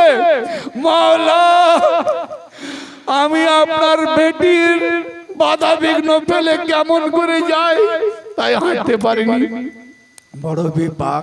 ইমাম হোসেন 4 বছরের বেটি সাকিনাকে কোলে উঠালেন, উঠিয়ে চুমু খেলেন। বেটি, এ ইমতিহান, এ পরীক্ষা, এ আজমায়েশ।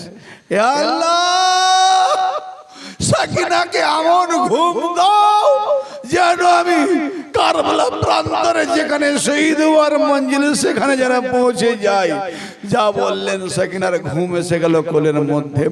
মা বোন জয়নবের কোলে হেফাজত করো বোন, সাকিনাকে তোমার কোলে দিয়ে গেলাম। ইমাম হোসেন দুলদুলে সাওয়ার হয়ে গেলেন। সাওয়ার হয়ে গিয়ে যুদ্ধ বীর বিক্রমে যুদ্ধ করে হতাহত করে কাফেরদেরকে জাহান্নামায়, অসংখ্য কাফেরদেরকে জাহান্নামায় পাঠিয়ে আখেরে যেখানে শহীদ হবার সেই মঞ্জিলে গিয়ে ইমাম হোসেন এমন ভাবে ঘোড়া থেকে পড়লেন যে দেহ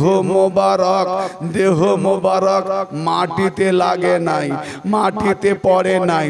কেন না এত তীর বিদ্ধ যে ঝাঁঝরা হয়েছে, যে এখানে তীর, কপালে তীর, গালে তীর, মুখে তীর, চোখে তীর, হাতে তীর, পায়ে তীর, পিছনে তীর, আগে তীর।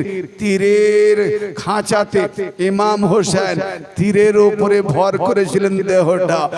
আর সেমর গিয়ে যেই আপনার খঞ্জর গলায় রেখেছে, কোথায় ছিলেন সেই 4 বছরের সাকিনা, সেই সাকিনা সালামুল্লাহ আলাইহা ছুটে এসে ইমাম হোসেনের গলায় গলা রেখে বলছে, ও সীমার, আমি বাতুলের পতিন, আমি জাহরার পতিন, আমি হোসেনের বেটি, আমি আমার মাওলার গলায় আমি রেখেছি, আমার নাম সাকিনা, আগে আমাকে জবাই কর, তারপরে আমার পিতাকে করবি, আমার পিতাকে জবাই করবি, আমি দেখতে পারবো না।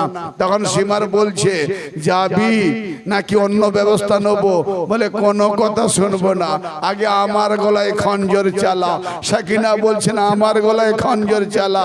হিমত হুমকি দিচ্ছে, যাবে এখান থেকে যাও, এই বলছি যাও। যখন সাকিনা শুনছে না, এজিদ বলছে, এজিদ জিজ্ঞেস করছে সিমরকে, এই সিমর কারবালার ঘটনা বল একটু শুনি, কেমন করে হোসেনকে কাতল করলি? বলে যখন ইমাম হোসেনের গলায় খঞ্জর রাখলাম, একজন 4 বছরের সাকিনা, পরে জানলাম হোসেনের বেটি, সে এসে গলা পেতে দিয়েছে, বলছে আমাকে জবাই কর, তারপরে আমার বাবাকে জবাই করবি। আমি বললাম যাও, আমি বললাম যাও এখান থেকে, এটা তোমার কাজ নয়, যাকে করার সেটাই আমায় করতে দাও। আর 4 বছরের বেটি সাকিনা কোনো মতেই শুনল না। এজিদ বলল, তারপরে কি করলি সীমার? না তারপরে কি বলবো, আমি এত বড় জালেম, এত নিষ্ঠুরতা কাজ আমার আমলে জীবনে করিনি। এজিদ কি বলবো, আমি তখন হোসেনের গলায় খঞ্জর চালাবার স্কোপ না পেয়ে তখন আমি 4 বছরের সাকিনার মাথার চুলের মুঠি ধরলাম, চুলের গোছা ধরলাম, আর তুলে নিয়ে আমার যত শক্তি ছিল ছুঁড়ে ফেললাম। সাকিনা বেটি যখন ছুঁড়ে পড়ে গেল, ধোঁয়াশার মতো উঠে দাঁড়ালো, আবার পড়ে গেল, আবার উঠে দাঁড়ালো, আবার পড়ে গেল, আবার উঠে দাঁড়ালো, আবার পড়ে গেল। 4 বছরের সাকিনা বেটি কি আঘাত! তখন উপায় অন্ত না পেয়ে, নিজেকে সামলাতে না পেরে, দাঁড়াতে না পেরে পড়ছে উঠছে, পড়ছে উঠছে, আর চারদিক কারবালা দৌড়াতে বলছে, কে আছো তোমাদের মধ্যে, কে আছো? আমার বাবাকে বাঁচাও, আমার বাবাকে বাঁচাও, আমার বাবাকে বাঁচাও, কে আছো তোমরা?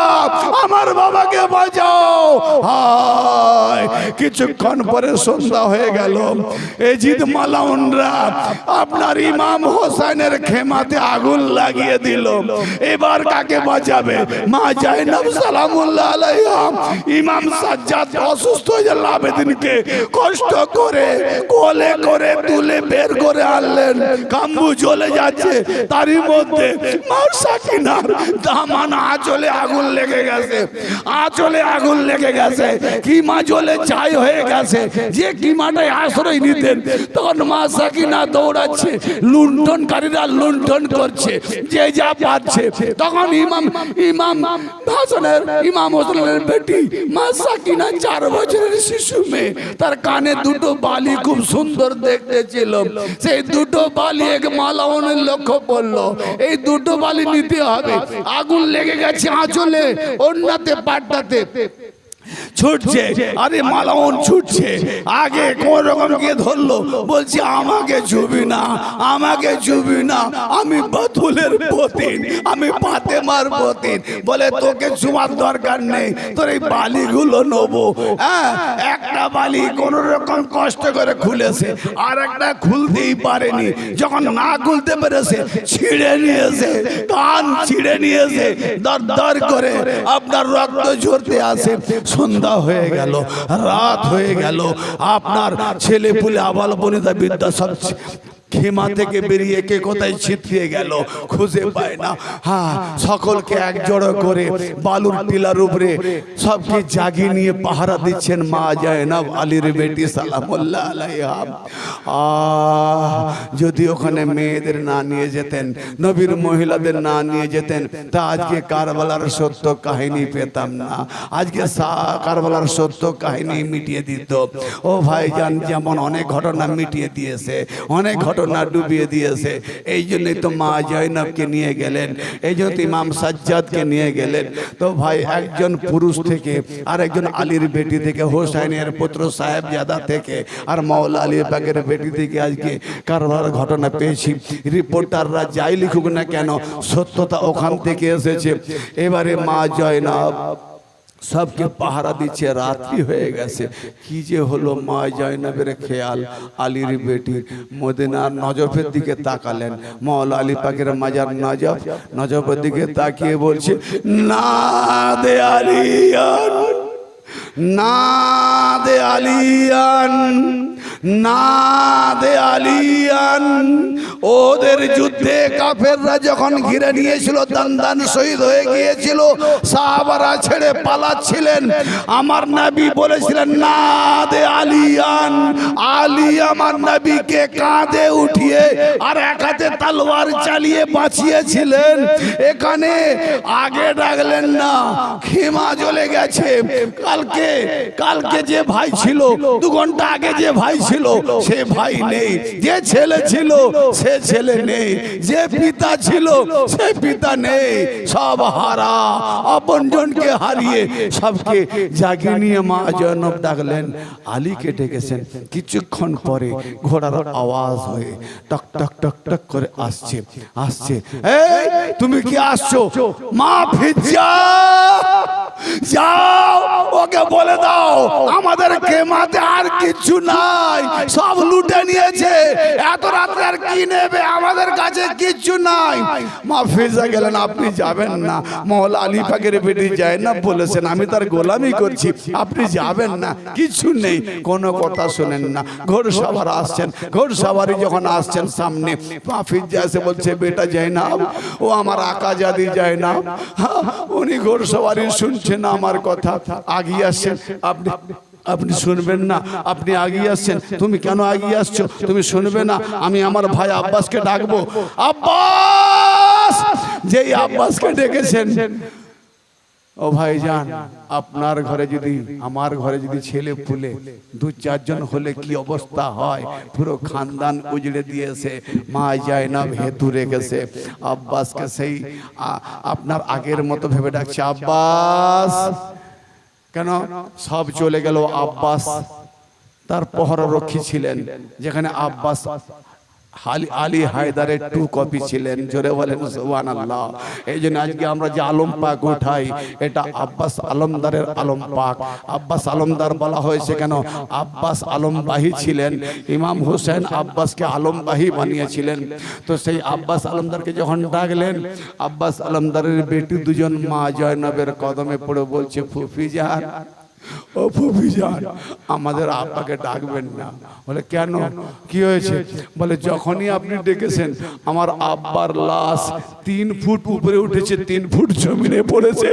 3 ফুট উপরে উঠেছে 3 ফুট জমিনে পড়েছে বাজু নাই সব টুকরো টুকরো কি করে আপনাকে এসে সাহায্য করবে এমন সময় ঘোড়সওয়ার সামনে এসে গেল আপনি আসবেন না ঘোড়সওয়ারি নিচে নামলেন ঘোড়া থেকে নামলেন যখন মুখের অবগুণ্ঠন খুললেন জয়নব তুমি কি চিনতে পারো না আমাকে? তুমি কি চিনতে পারো না? তুমি কি আমাকে চিনতে পারো না? তুমি ডাকবে না দে আলিয়ান, আর আমি আলী চুপ করে থাকবো? আমি তোমার ডাকে সাড়া দেবো না? তুমি ডেকেছো তাই তো আমি এসেছি। দেই দেখেছে আব্বা আলী আলাইহিস সালামের চেহারা, অমনি ছুটে গিয়ে বলছে, মা ফিজা উম্মে কুলসুম, ওরে কি আছো? আরে জ্বালা পুরা ছাদা ফুটা যে কোনো একটা চাদর থাকে দাও, আমার একটা যে কোনো চাদর থাকে দাও। আমি জীবনে আমার বাবার কাছে কোনোদিন নাঙ্গা সার নিয়ে যাইনি, খোলা মাথায় যাইনি। আজকে আমার চাদর চিনি নিয়েছে, একটা ছেঁড়া ফাটা চাদর দাও। থাকলে তো দেবে, সব তো লুটে নিয়েছে, সব তো চলে খাক হয়ে গেছে। এমন সময় মা যায় না মাটিতে বসে গেলেন, রেতের উপরে বসে গেলেন। এদিকের এক মুষ্টি বালি মাথায়, এদিকের এক মুষ্টি বালি মাথায়, এদিকের মুষ্টি বালি মাথায়, এদিকের মুষ্টি বালি মাথায়। দেব আলী আলাইহিস সালাম বলছেন, বেটা যায় না, এ কি করছো, এ কি করছো? বলে আব্বা জীবনে তো আপনার কাছে, আব্বা জান জীবনে আপনার কাছে খালি মাথায় তো আসিনি আব্বা জান। আজ বড় মায়া করছে, লজ্জা করছে, আপনার কাছে কেমন করে খালি মাথায় মুখ দেখাবো, তাই বালি দিয়ে ডাকি। মাওলা আলাইহিস সালাম বুকে জড়িয়ে নিলেন। মা রুবাব তার ফরিয়াদ জানায়, মা উম্মে লায়লা তার ফরিয়াদ জানায়, জায়নাব তার ফরিয়াদ জানায়। সবাই ফরিয়াদ আর মান, আমার ছেলে, আমার ভাই, আমার মুকামাত অনেকটা দূরে। বেটি 4 বছরের শিশু কন্যা সাকিনা দাঁড়িয়ে আছে। হযরত আলী আলাইহিস সালাম তার কাছে গেলেন, বেটা আমি সবাইকে ডাকলাম, সবাইকে ডাকলাম, সবাই আমাকে ফরিয়াদ শোনালো। বলে আপনার রিশতা ডেকেছে, আপনি তো আপনার রিশতার কাছে গেছেন, আমি কি আপনার রিশতা? বলে বেটি কেমন কথা, আমি তোমার রিশতা নয়, আমিও তোমার রিশতা। বলেন দাদা জান, ও দাদা জান, আপনার বেটি জয়নাব তো বেটির গলায় জড়িয়ে বেটি সঙ্গে কত আলিঙ্গন করে একটু সান্ত্বনা দিয়েছেন। বেটি বাপের কদর বুঝে, বাপ বেটির কদর বুঝে। আমিও তো আমার বাবার বেটি, আমিও তো হুসাইনের বেটি। আমি যখন কারবালা প্রান্তরে চারদিকে দৌড়ে দৌড়ে বলেছিলাম, কে আছো তোমরা, আমার বাবাকে বাঁচাও, ও দাদা যান আপনি কোথায় ছিলেন? ইন্না লিল্লাহি ওয়া ইন্না ইলাইহি রাজিউন।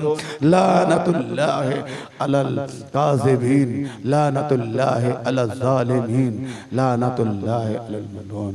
ওয়া আখিরু দাওয়ানা আলহামদুলিল্লাহি রাব্বিল আলামিন।